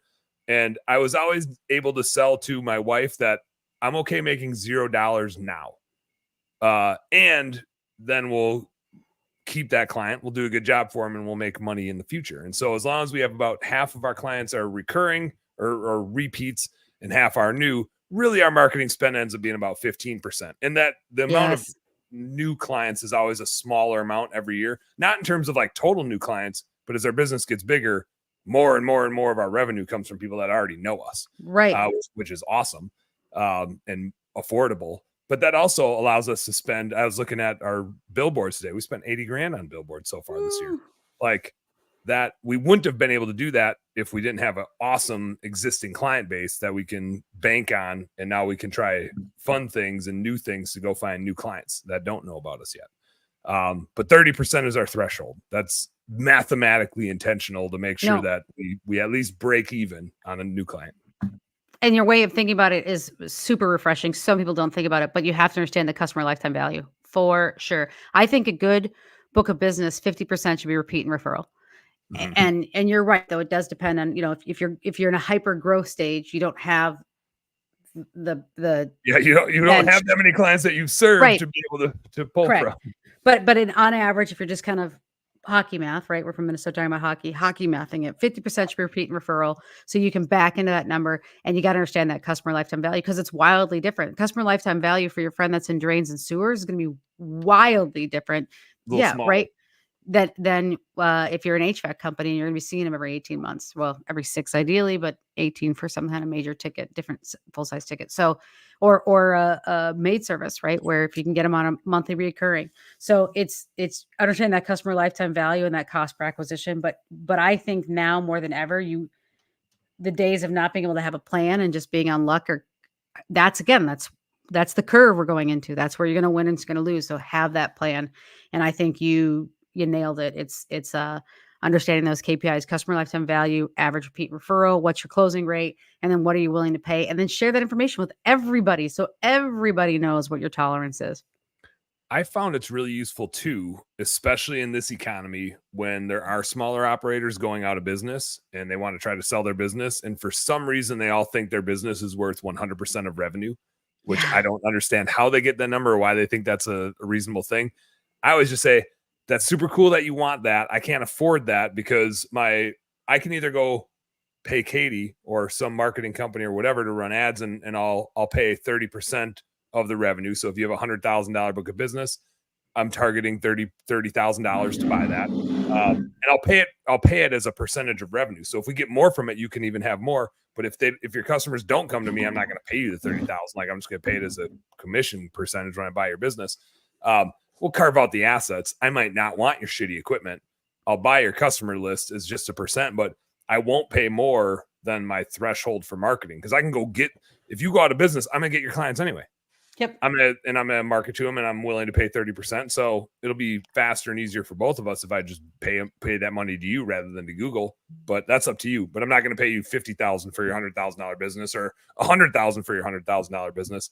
And it gives you good leverage too, and helps you just make that decision of when there is a small operator that is trying to get rid of their book of business and generally always overvalues it. You don't have to negotiate. You're just like, no, I know it's not worth it, because I know what I'm willing to spend on marketing. And so I'm just buying your client list. If I need assets, I'll just go buy the assets I like. I might not even like yours. And that helps make those sorts of decisions on which way to grow. Amen. We work with a lot of the PEs in the space, in the home services space, and same thoughts, and it does make me wonder where people kind of, well, it's worth this. How did you get to that number? Like, well, if I keep working really hard and I do this in 10 years, it might be, yeah, but they're the ones that have to put that next level in. You're not putting that in. So there's no price tag on blood, sweat, and tears. Like we all have that. I can't pay you for that because I'm gonna have that too. Like I can't pay you for yours. I have the same thing. Yep. Yeah, no. So that's my only 2 cents on the PPC or any paid marketing game right now, is really understand just a few KPIs before you go in blind, and make sure you share that with everyone, and be willing to stick to it. I mean, that's what I was talking about. Like the biggest thing, the only thing we see that doesn't work is when you fluctuate back and forth. That's the only thing that doesn't work. And then it gets your bookkeepers mad, and nobody wants to get the bookkeepers mad. No. Joe Devino. I don't know when Joe typed this. I don't even know what the hell time it was. It was like 15 minutes ago. So I don't know what we were talking about. I'm fishing with Joe. He says, I'm starting tomorrow morning. Get it started. Joe, get it started, whatever you're starting tomorrow morning. And then I'll see you tomorrow afternoon and I'll hold you accountable to that. He says, how did I hold you accountable, but I don't know what it is, right? Yeah. Oh, he said drinking in the morning. Yeah, I'll hold you. Yeah. I will totally hold you accountable to that. He said, how did I not? And now Joe, we need your answer on this. He said, how did I not know that? I need her page, which I think is it just campdigital.com? Where are we sending people? Campdigital.com. Campdigital.com. Let's talk Google for a little bit, because I just tend to find, and I have a client acquisition tracking sheet that I use for like bookkeeping clients and businesses that I'm a part of. But no matter what I do, we're looking at for Kahuna today. We got all this money sunk into billboards, but when we ask people where they found us, they don't say they saw the billboard. Like they did. They're driving all over town, but it's that subliminal stuff. They all end up going through Google, and it's hard for us to parse out what was organic versus what we have. We pay as much as we can possibly pay for LSA, and we run some Google ads, and it's hard to know what's what and what's really driving it. And I can tell when we did radio and TV back in the day, our Google stuff would benefit big time from it. And when we do billboards, our Google stuff really benefits from it. So and Google's kind of like the baseline of where we all get started spending money on ads. Like some people will spend a little bit on social media ads. Maybe, we'll pay for yard signs or flyers or whatever. But the real like digital ad spend, I feel like for 99% of us kind of starts at Google. Yep. Can you break down how the heck we should be looking at that? And is there ways to parse out the data, or ways that you like to see the data to tell what's working and what's not working? 4.7. I just got this stat from Google. So they did a study. They did 600 people in the home services space. They followed them. They had to have made a purchase in the last 12 months. So 600 people in the home services space who made a purchase. Pretty solid little number. 4.7 was the average number of touch points in home services. Oh, before they made a conversion. 3.1 of those were digital. So there's 1.6 that came from traditional. So your billboards, your mailer, your newspaper, but it's that combination, and I'm a digital marketer. I said, well, it's all Google. It's not, it's the combination. They saw your billboard, you're top of mind. I was just talking to a guy named Dan Antonelli. He owns Kick Charge Creative. They do a ton of branding stuff. Dan. Solid human. And I was sharing with him a stat that came out of the same study. It said there's a 34% higher conversion rate when people recognize your brand in digital. There's a 34% higher. So recognizing the brand because they saw it on a billboard is going to make your digital that much more successful. Yep. So you're right. Is there a way to like parse out how many came from that? Like, because where I struggle with it is, I was literally looking at it with Andy today, and I'm looking at billboards. I'm saying, damn, we're spending a lot on marketing. It's an investment. I have no problem with spending money on recruiting or marketing. I know for certainty the equipment won't grow our business. We just need really good people and really good customers. So let's spend money on that. We'll figure out the equipment later. So I don't have a problem spending money on it, but I'm like, I don't know. I know that I'll know when we get there, when our acquisition cost is where we want it to be, and when our marketing spend percentages. But like, I don't know how long we want to keep putting money into billboards to know. And I can see what our Google spend was doing before we had billboards, and we don't have luckily we didn't start like 20 other things. We mostly started doing billboards. And so if Google gets better, we can say it's probably the billboards. But it's tricky. Like we used to do radio and TV too. And I kind of had the same issue. I was like, I know Google's benefiting from this, but I can't tell how much our acquisition cost of billboards sucks. But does it really? It's so digital to me is the now, the billboards, the TV, the radio, that's going to be building for the future, that 34%. But Yeah. you kind of need both. Google did, and I keep talking about Google, but it's where I get most of my information from. Google did a hilarious presentation a couple of years ago where they talked about this exact thing. And they said, okay, you and I are going to go back to the Wausau Mine Co. And we sit at that bar. And let's go. we're celebrating We're going right now. Right. We're going right now. We're celebrating a great podcast. So we both go, we get a bourbon and we sit down, we drink that bourbon. But then our Phillies come, and with Phillies, you got to have a good beer, right? So we get our beer, and then we're still hanging out. So we have another beer. We're hanging out. We finish those Phillies. We get a little dessert, and for me, I'll get a little Bailey's on the rock. You might get something a little different yourself, right? But or maybe a martini because you're getting a little wild. And the next morning, you've got that pretty solid hangover. Mm-hmm. And was it the bourbon? Was it the 2 beers? Was it the martini? Was it the Bailey's? What was it? And it was really all 5 things. All 5. Got worse. It was exponentially worse. And just if you remove the bourbon, maybe the hangover wasn't as bad, but we still had a hangover, right?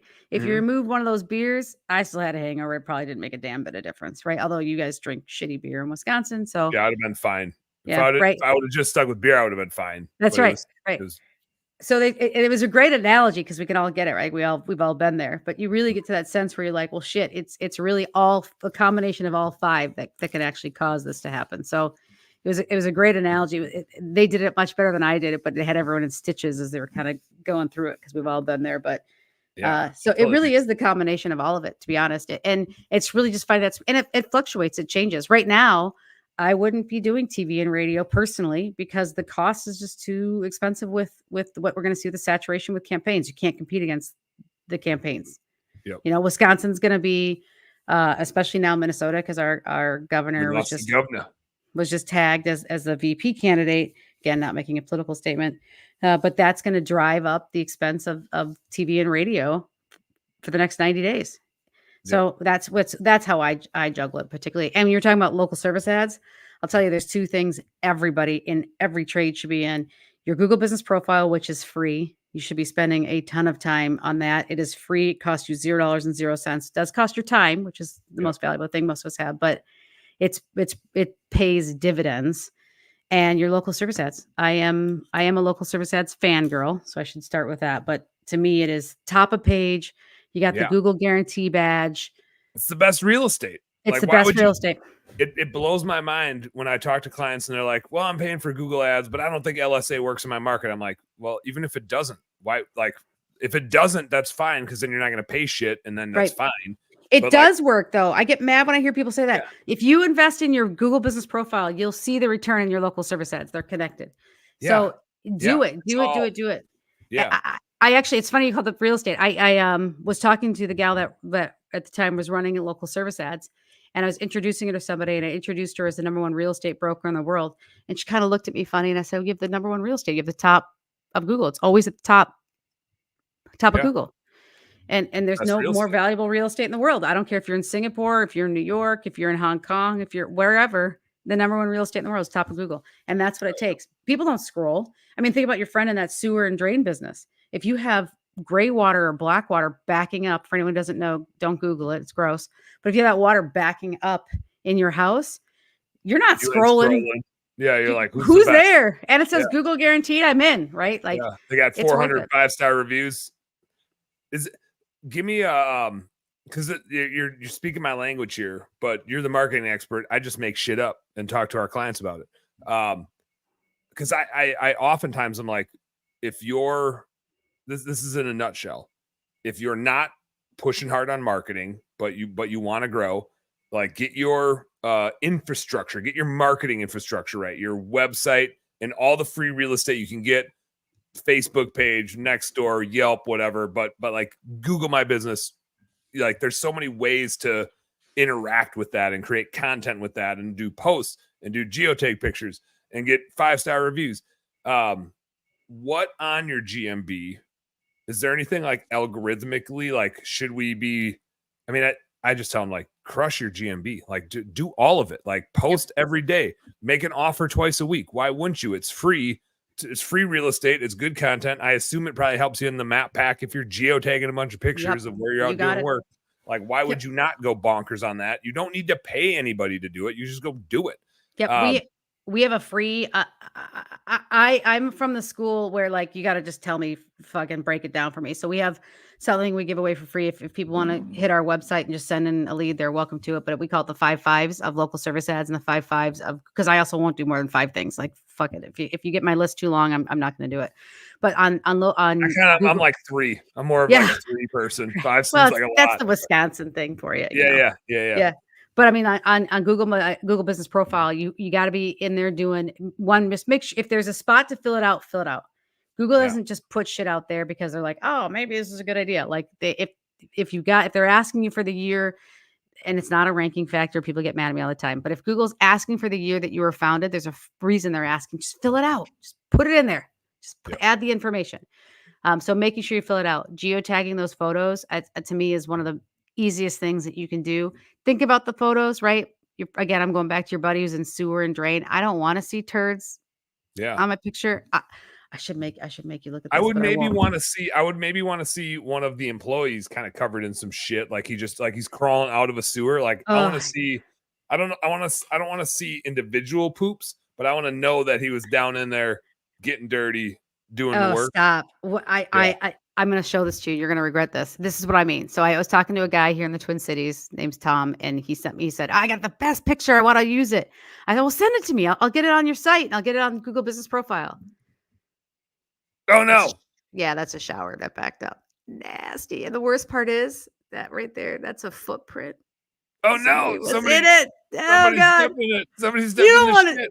No one wants to see that. No, I was like, no, we're not using that. It had to be the worst smelling bathroom. Like, I can't imagine. I grew up in central Wisconsin. We got big dairy farms everywhere. There was one time I was in Vandergeest Farm up towards Merrill. And I remember like this was when we were in high school and we were like taking a tour of the place. How cool. And I just almost fainted from the methane. Yeah. Like, and I can handle some smells. I don't really get grossed out, but damn, that like almost knocked me on my ass. Yeah, it's no, thank you. No, not okay with that. So yeah, it was so you got to think about the quality of the pictures too. But if anyone of your clients or anyone wants to see it, we have this little sheet. We're happy to send it out to everybody. We use it at events all the time, but it's just 5 quick things you can do for your Google Business Profile that really help. And the best part is you can see it. Like I always tell people, if you think if Google has on Business Profile, you can see your performance. Yeah. Give it 30 days. Try these things for 30 days. If it doesn't increase, I'm full of shit. I don't know what I'm talking about, but you'll be able to see it. You'll see the improvements, and then you'll be able to I like that because I'm that kind of person that like I like to vacuum. Have some concrete. Yeah. Yep. See it. Yep. Get that bug. I know. I keep missing it. Dang. But yeah. So, but Google Business Profile to me is the number one thing. Not even LSA. Everybody should be working on Google and ask for the reviews. We're so used to when you're in the trades, like when you're in your business, you're used to making people's windows nicer. You're used to cleaning their walkways. We're used to fixing their roofs and fixing their drain issues. We're the fixers. We do things for people. So it's really hard for us to ask for something, but do it. Get over it and ask for those freaking reviews. It is so important to everything that Google does. It's funny the asking for a review and all the software now that makes it easy to be tipped. I mean, like everything out there apparently wants to get tipped now, but you just do, right? Like if there's a tip thing, you're like, well, guess I'm tipping, right? And so it's the same thing with reviews. It's like, oh yeah, I guess I'm doing a review. And there's so many softwares out there. We use Sotellus in our business, and I've used Broadly, and I've used Nice Job, and there's a whole bunch of different like review platforms. They just work. They just help you get reviews. People want to help people. You know, we talk about all this issues around the election and things, but the one thing that I believe in humankind is we really do, especially if it doesn't take much for me to do it. If I can help you in a small way and it didn't take a lot of time and I can feel better about myself because look at me, I did something nice. And so I lean into it. I lean into the whole like, hey, I'm a small business. I'm in White Bear, Minnesota. I'm from Wisconsin, but please forgive that. If you wouldn't mind, leave it. This is my cute little daughter. She won her softball game tonight. If you wouldn't mind leaving us a review, that'd be great. People want to help that. and leaving a quick review, especially if you make it easy for them, they'll do it. But there's so much power in those reviews. Google takes that so seriously. Helps with your and then add your local service ads. And if you have a good GBP, Google Business Profile, it's going to help your LSA perform. And then answer the dang phone. Everyone's like, oh, it doesn't work. Answer your phone. I bet you if you go back and look, and I answer every phone call, that's not what Google's looking for. They look for a meaningful interaction.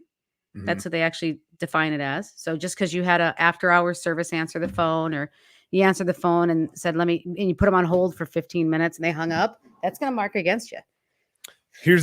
I want to hit on that because I have clients because I will get my clients to the point, like when I'm kind of financially coaching them, I'm like, all right, we got to spend money on marketing. First, do the GBP stuff, max that out, then do the LSA stuff, and and I think I'm right in this, like post pictures in there too. Like LSA has this kind of its own profile. It's not always just feeding off of your GBP. So select the services you want, select the service area you want. I'm very much like just max out. I would just max out our budget. We max out take all of our money. Just keep giving us the leads.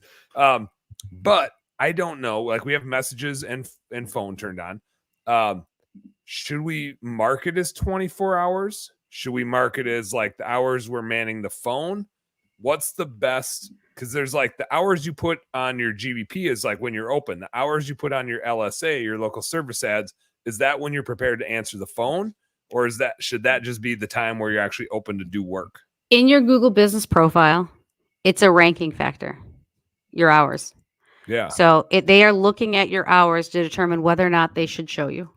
So I always tell people if there's going to be a way to like leave a message or you have it after hours for Google Business Profile, mark it open. Because if I close at 5:00, well, I just got home at 5:30 and I walked into my hot house or my messy house, or my wife is on her wit's end. And I got to break down and hire a cleaner, right? Like that's happening at 5:30, 6:00, 7:30 at night.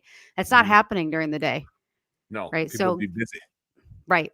So I like on Google Business Profile to push it. On LSA, it's a little bit of a different story because I don't want to spend the $100 to burn that lead if no one's going to be able to you're answer not going to be able to answer. Yeah, I see. I can present. Do you mind if I show this for a second? Yeah, I'll show hell you. Yeah, do it. Okay, let me show this to you real quick. Slides. Let's see here. What screen share? That's what I want. You're going to see yourself here a second, maybe. The Hall of Mirrors. There it is. Entire screen. Well, here I'll do this screen then, so I can do that. Here, I'll pull it over this screen. I got two screens going. That's why you see me kind of. I need a third screen. I have two screens right now. I need a third. Don't even start. Maybe a fourth. Share. Okay, so here it is. So this is what we tell people. Google Business Profile. Can you see it? Am I sharing it?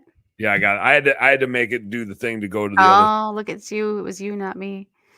That was like my boyfriend in high school. It was you, not me. 5 reviews per week, 5 pictures per month, 2 posts per month, 2 Q&As. It's not a ranking factor. I know. Don't come for me, GBP fucking purists, but there's a reason to do it, right? You're communicating. And then just go through a quick audit once a month. Your cover photo, your post performance, suggested edits. Suggested edits is something really important in Google Business. I know I'm totally nerding, I know, but Google Business Profile.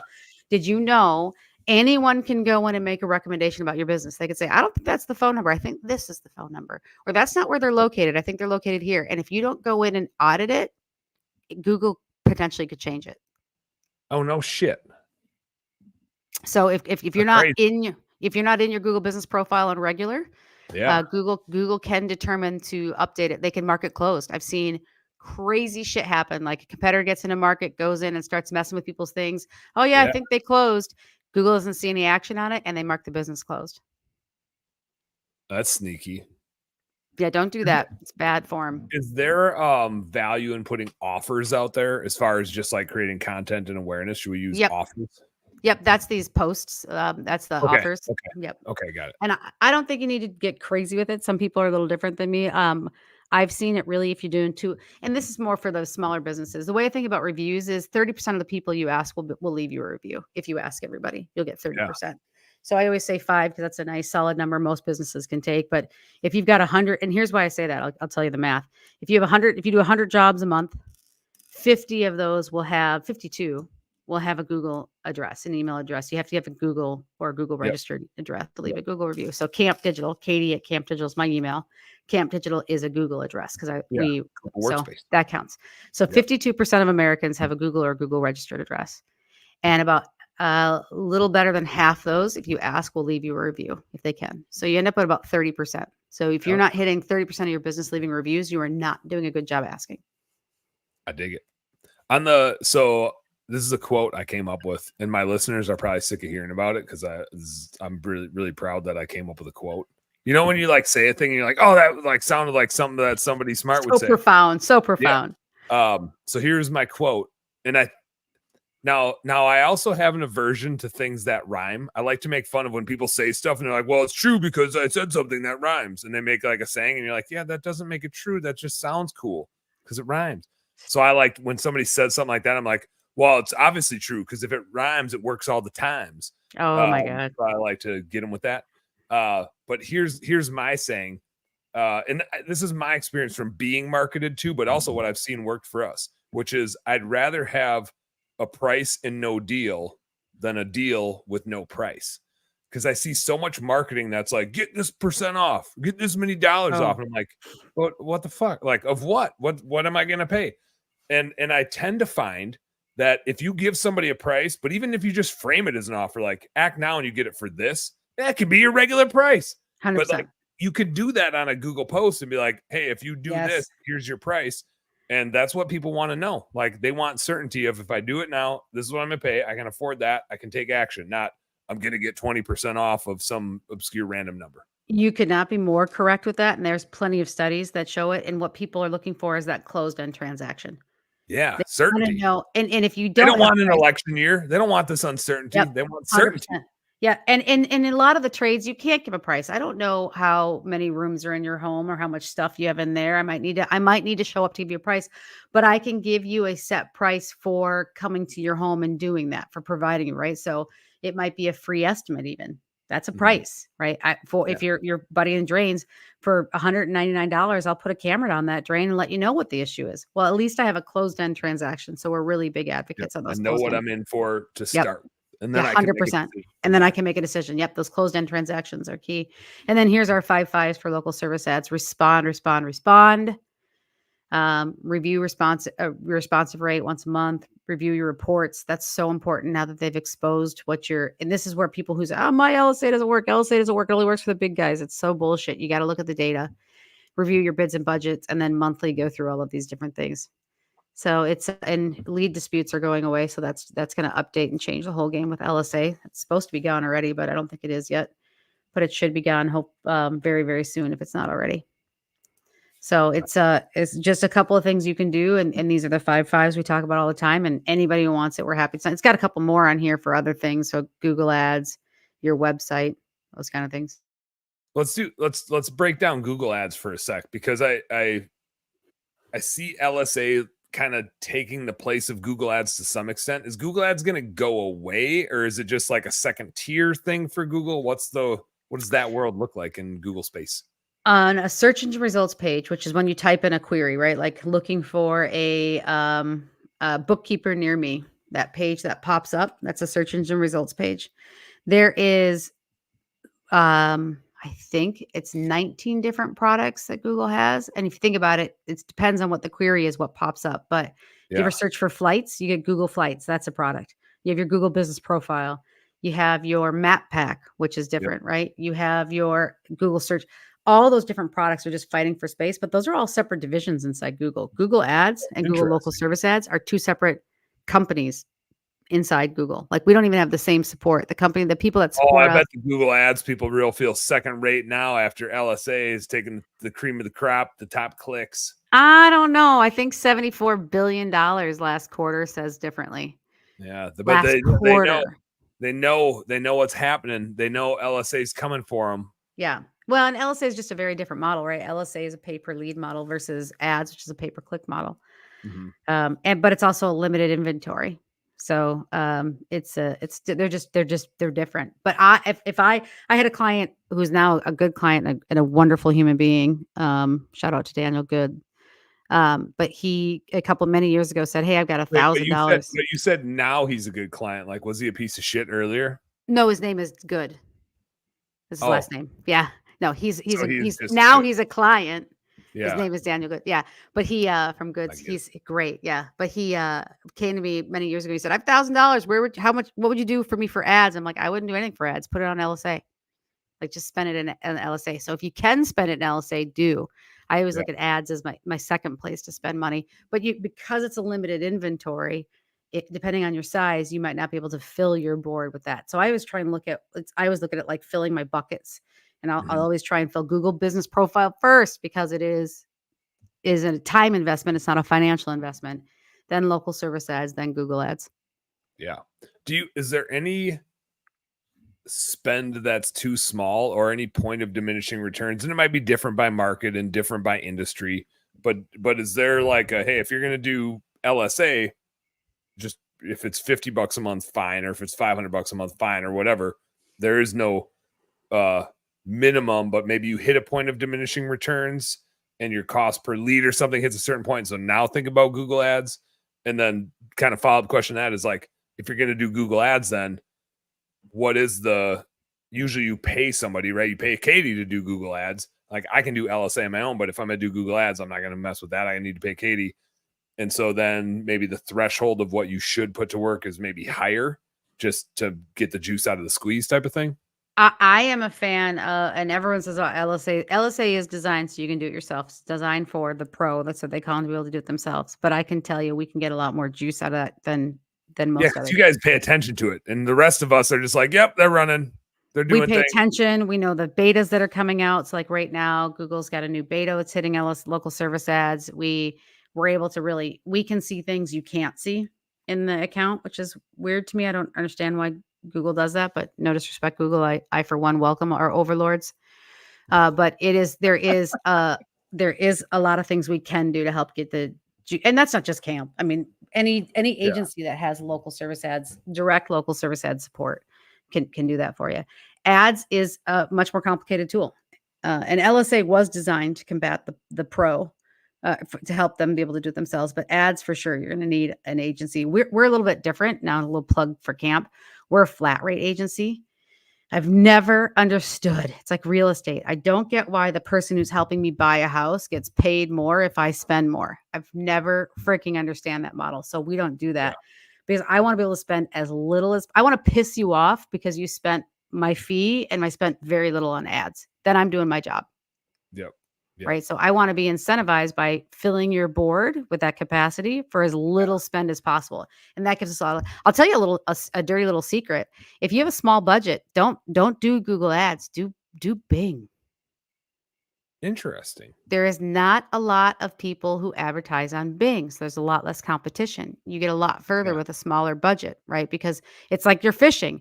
Where are you going to fish? You're going to fish in the lake that's got 75 boats in it, and 74 of them are from Illinois, and they can't get in and out of the So did fucking you say Illinois? Illinois. Yeah. Illinoises. Yeah. No, I understand. Right. So to That's me, I always want to such a find that good little point. honey hole. And a Yeah. Bing is a great spot to do it with a small budget. Hell yeah. I like what you said about the pricing model. I'm a huge advocate for that because so many like I run into this with bookkeeping clients and competitors where they charge clients based on their revenue. And I'm like, man, I'm not the government. I don't want to penalize you for growing your business. Yes. I'm a finance vendor. My job is to help you grow your business. If I can't do bookkeeping in a way and reporting in a way that helps you grow your business, I'm a shitty investment. The last thing I want to do is charge you more for growing your business. Now, if you give me more, and so I show my pricing matrix, which is based on numbers of transactions and numbers of bank accounts. That's what gives us more work to do. If we have more work to do, then I have to pay people to do work, and therefore I have to charge you more. But if you're doing 5 million in revenue and you're very streamlined and efficient, I'm not going to charge you more because you're bigger. I'm not going to tax you. Your price is going to be lower. If you're doing 200,000 in revenue, and you have a shitload of transactions, you're transferring money between 72 different bank accounts, you got 20 credit cards. I'm going to charge you like the Dickens, and I'm going to probably tell you, I don't want to work. I don't want to do your books. You can't afford me because it's going to be too expensive, but I'm not going to charge you less because you're smaller.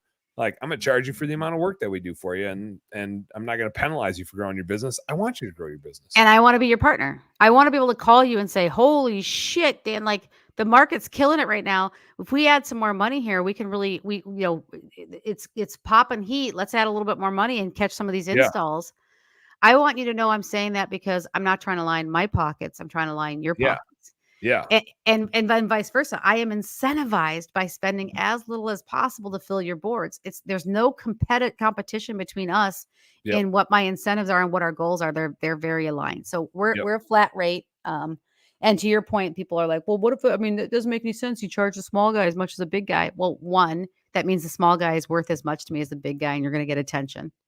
But Yep. also, two, smaller ones are harder. You're doing more work. We're moving more, spinning more plates and moving more cheese to make that work. So I think it makes us a partner model, and that's why I love ads. And then that also gives us the ability to go, hey, have you considered Bing? Like, hey, have you considered Reddit right now is a great spot to be advertising. Interesting. Well, it's a secret little honey hole coming up. What about YouTube? What about YouTube ads? Have you messed around with all those or any social media stuff? Yes. So we do Facebook, YouTube, Google, Bing, Reddit, Amazon ads. Depending on the services you're in, Amazon ads can be really good. But I think again, I always try and think about for the buckets. The number one thing you can do that costs you the least is your Google business profile. Spend the time, ask for the reviews, install software. It is worth it. Then local service ads, because when you get those leads, they convert much higher. They tend to be higher revenue generating customers. And then the rest depends on what you have for a budget, right? And where you want to go and what your goals are. And that's why understanding those goals and sharing those goals. I see all the time on these Facebook groups I'm a part of, hey, can anyone recommend a marketing company? And I'm like, oh my God, please don't answer that question. People are like, oh, Katie, I can't. I'm like, nope. Unless you know what your goals are, no one can recommend a marketing company. Mm-hmm. You got to know what your goals are, and then you shop a marketing company that will align with your goals. I like that. I see the same in bookkeeping where people are like, this guy can do great bookkeeping. I'm like, yeah, but most people think bookkeeping is like something that their mother-in-law would do for them.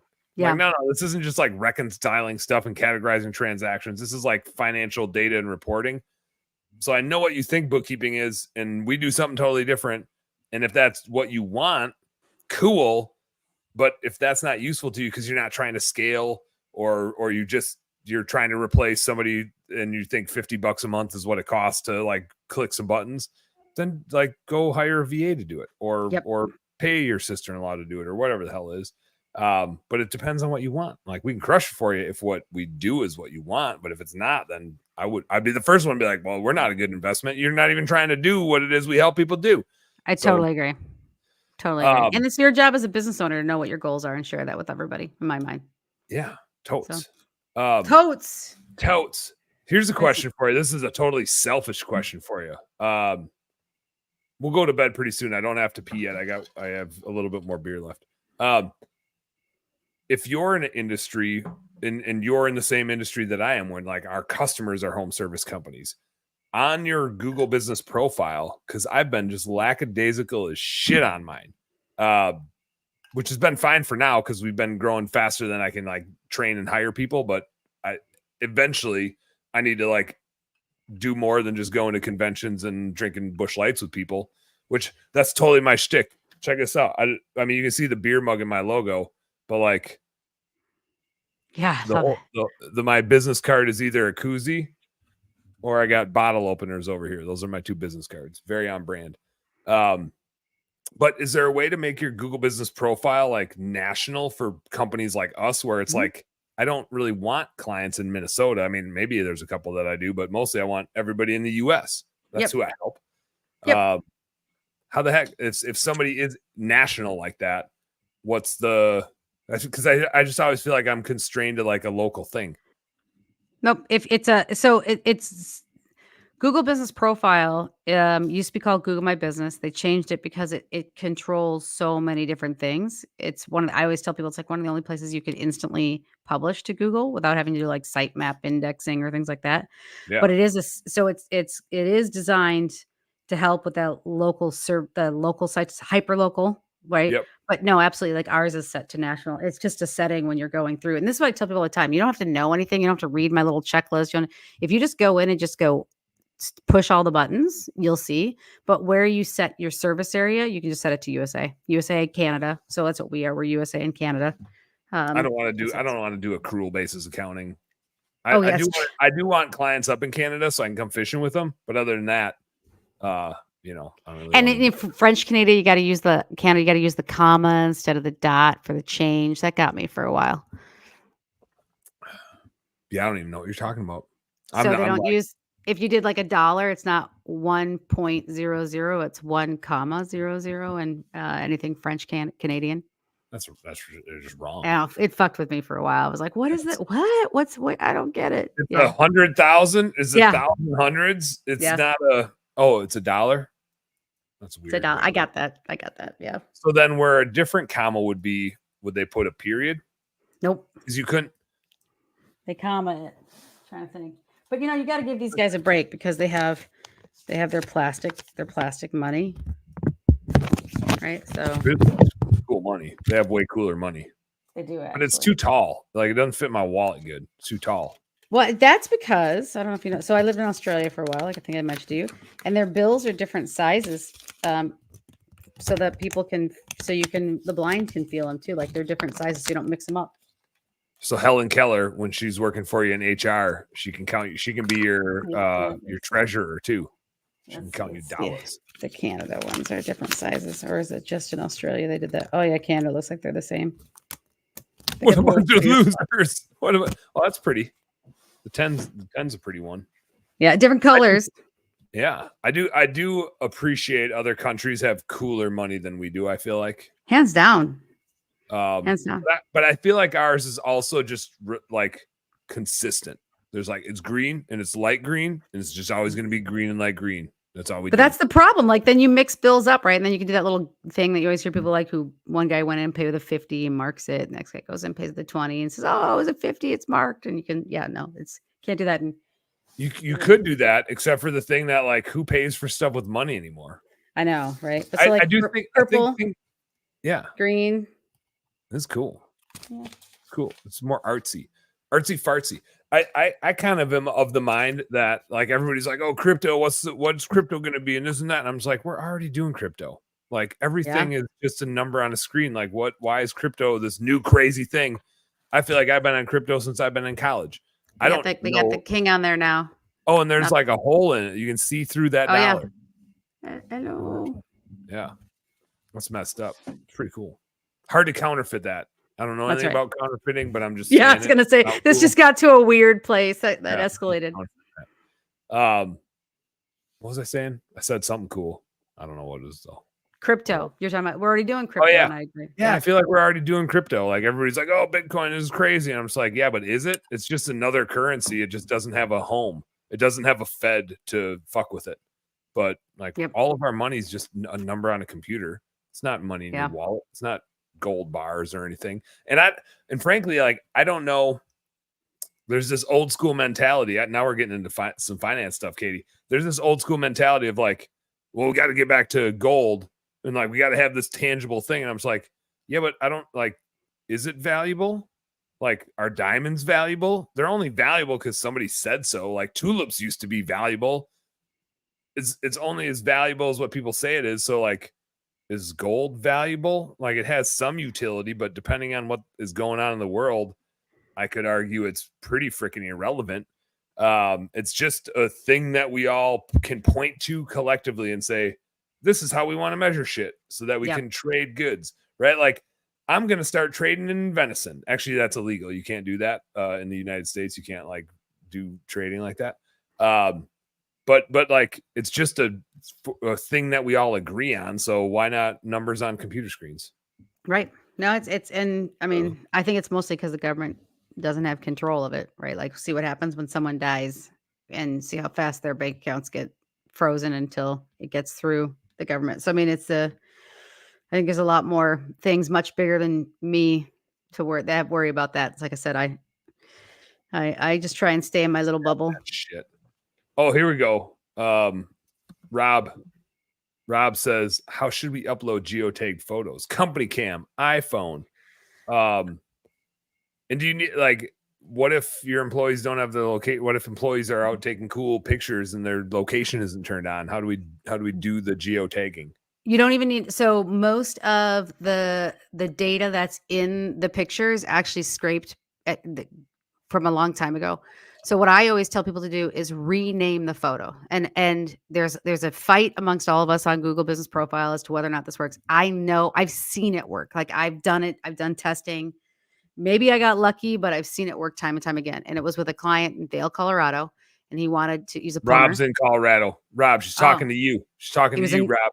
He was in Vail, Rob, and he wanted a plumber in Vail. And he said, hey, I want to dominate Vail. So we just started loading up photos. We renamed the photo. So when you save them down from your iPhone to your computer, rename it plumber near Vail, plumber in Vail, plumbing company in Vail, plumbing company installing kitchen sink in Vail, new shower in Vail, water heater near Vail, Colorado. That's how we just save all the photos. Yeah, just name it where you want it. Oh, did Katie freeze up or is it me? Is it me that's frozen? The file reads the name of the file. Back. Your chassis. It reads the name of that file. Up. Yeah. I know, right? It's my kids are probably streaming like Roblox or something in the other room. I hope it's Roblox, but it's always the kids. It's always yeah. But so if you name those files when you post them, and again, it's easy to prove I'm right or wrong. I always tell people do 1 or 2 photos a day and just focus on one area. Everyone's like, oh, I'm going to do Vail and Beaver Creek. And no, focus on one city for a month just to see if it works or not. And focus on one trade, and don't have to say plumbing over and over again. You can say kitchen sink. Google's smart enough to know that, kitchen sink, drain, water heaters, all plumbing, right? Master bedroom cleanup, or we're not supposed to call them master anymore, right? Primary bedroom cleanup, or why can't you call them a master bedroom? I don't. That's a thing now. Like you're not supposed to call it. Like I watch a lot of those HGTV shows, and it's like this is the primary. They don't say master. Did somebody get offended? I think so. Somebody must have got offended.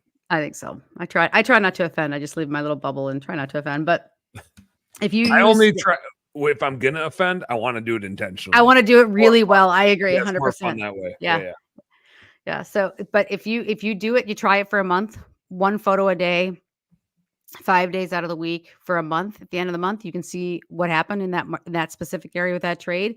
And I'm either full of shit and you wasted a bit of your time, or you see some momentum. And I all but guarantee you're going to see momentum. We've seen it time and time again. Is there value in especially with neighborhoods that have the neighborhood sign out front? Is there value in taking pictures of that, or taking pictures with that, or your truck next to that? Does Google know that's a thing? Yep. And actually it's in their guidelines. They suggest it. They suggest taking pictures of your site of stuff on site. You take a picture of your team. The things they don't like are like when you're doing massive selfies, and with local service ads, they don't want, and this was not well thought out by LSA.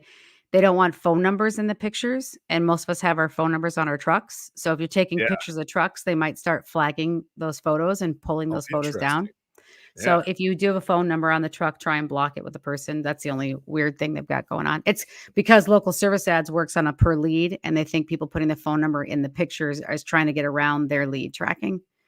So they think it's kind of circumventing. So they're trying to flag those right now. But other than that, yeah, absolutely. They're always on to all of our tricks. Yep. But landmarks are great. I mean, and I think people like it too. It appeals people. But tag those things, Rob, and put it up there. If you try it for a month and it doesn't work, well, then I wasted your time. But Katie owes you a 6-pack, Rob. That's right. I will fulfill that for sure. There's a lot. Rob's got a lot of good breweries by him. We'll just fly out to Rob and just drink some beer with them. That's right. That would work. Yeah, Denver's known for it. Katie, we're 2 hours in. I told you a little bit. This is just kind of what happens. I don't know why it happens this way. This is just how we do it. Did we miss anything? I got one more question for you, but before I ask my closing question here, because now I got to pee pretty soon. What did we miss? Did we miss anything? Anything else cool happening? No, but I'm glad I didn't bring you. We used to have progressive pitcher parties. Did you guys ever? Is that something in Wisconsin or just Southern Minnesota? We do that where the pitcher for the first half hour was 25 cents, and the next half hour is 50 cents, the next until someone peed, and then the pitchers went to full price. So you'd have a whole bar full of people, And the first guy or gal that got up to pee ruined the progressive pitcher night for everybody. Oh man, just working your kidneys over. Oh yeah, it was That's brutal. crazy. And I've the never first heard person, that. oh God, people would get up, they'd be like, sit down. Yeah. It was brutal. Yeah. Yeah. I'm just peeing my pants. Don't Yep. mind me. Yep. Yeah. Oh, I've never heard of that before. It's That's brutal. amazing. Yeah, I've heard of like personal pitchers because when I order a pitcher of beer, I'm just kind of like, this one's for me. What are you having? No, that's kind of my jam. So here's my closing question for you, and then we'll wrap it up. Well, actually, I got 2 questions.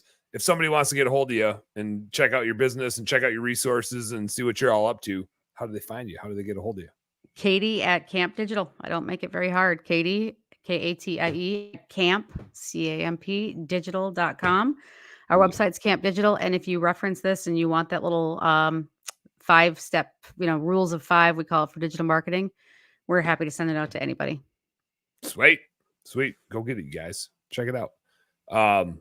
Jai's my producer. Jai, put that in the notes. Put that thing in the show notes. Get on it, Jai. Come on. Jai's on it. Dude, we don't have to tell Jai to get on it. Jai's usually telling me to get on it. Like, he's the reliable one. I'm just here BSing and drinking beer.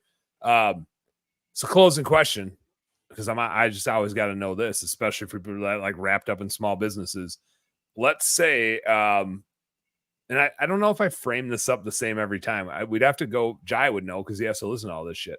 But let's say this: money's not an object, but like you need to be doing something that makes money. But it's just not the end all be all. And you can't be doing anything associated with marketing. You can be doing some small business stuff. You just can't be doing marketing related stuff. The world's your oyster.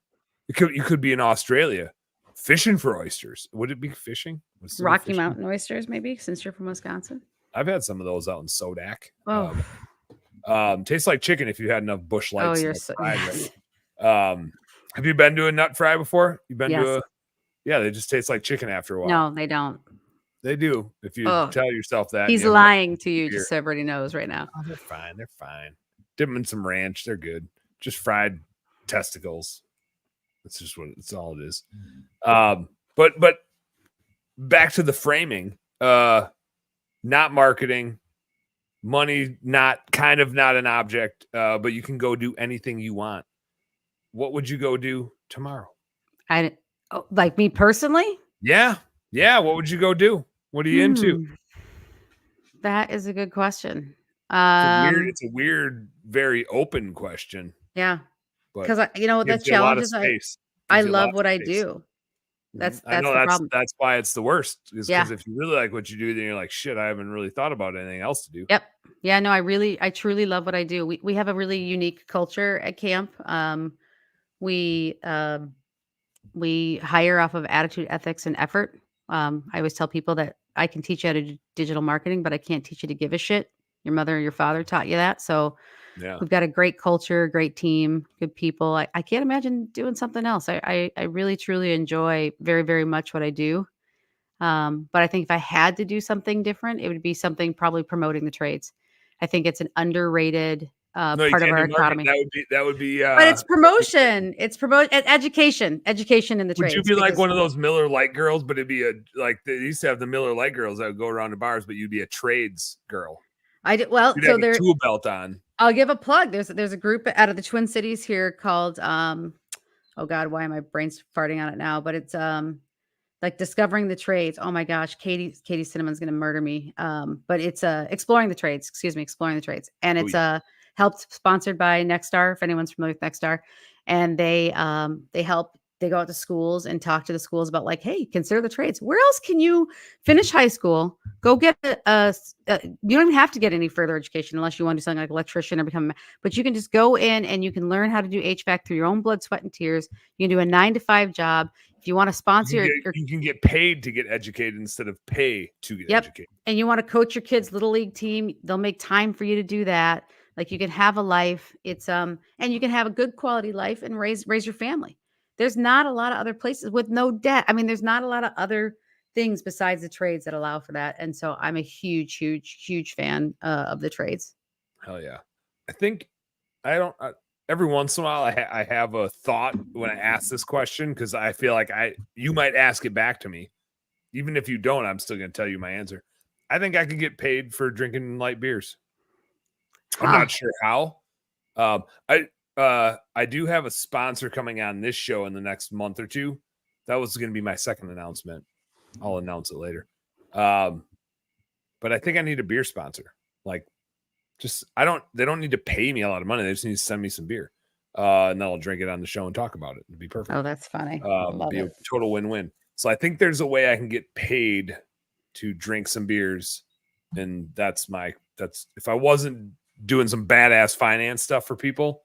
Because right now I still have to buy my own beers. But they're just always better when they're free and cold. That explains why it's in the silver mug. Like, you don't want to give that free advertising away. You're like, no, this is valuable real estate. Actually, normally, here, I still have Busch Light in this one. Normally, it's in my best damn bookkeeping koozie, and I'm kind of like marketing while I'm drinking. Since we're getting towards the end, you know what Busch Light and canoeing, having sex in a canoe are the same, right?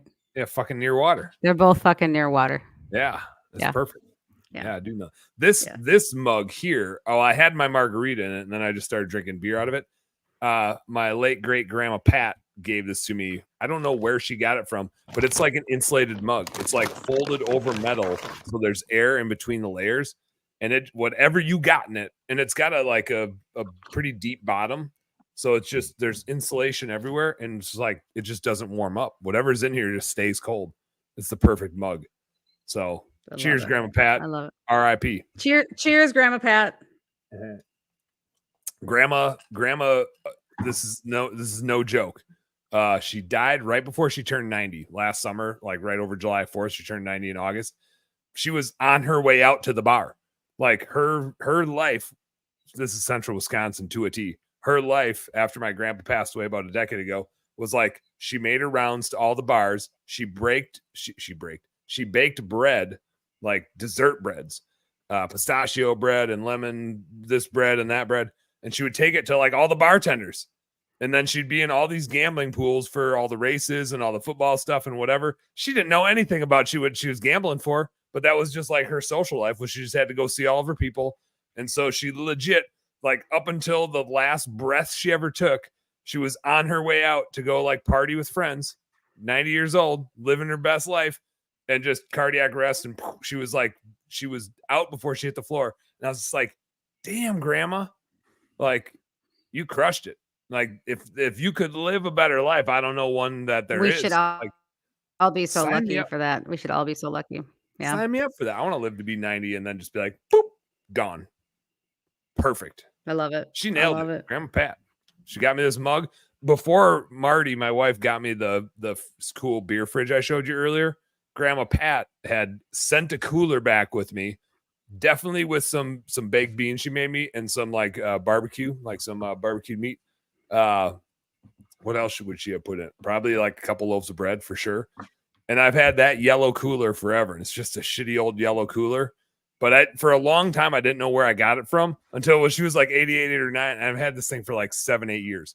And she's like, she was blaming somebody else for having stole her cooler. And I was like, no, Grandma. Oh, no, you stole it. Grandma didn't give it to you. You stole it.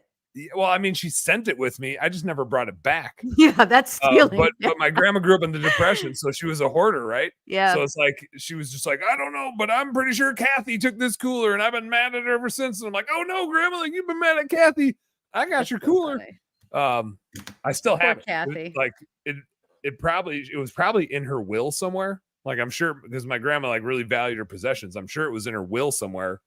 But they all just agreed that like a statute of limitations that happened, and so the cooler became mine.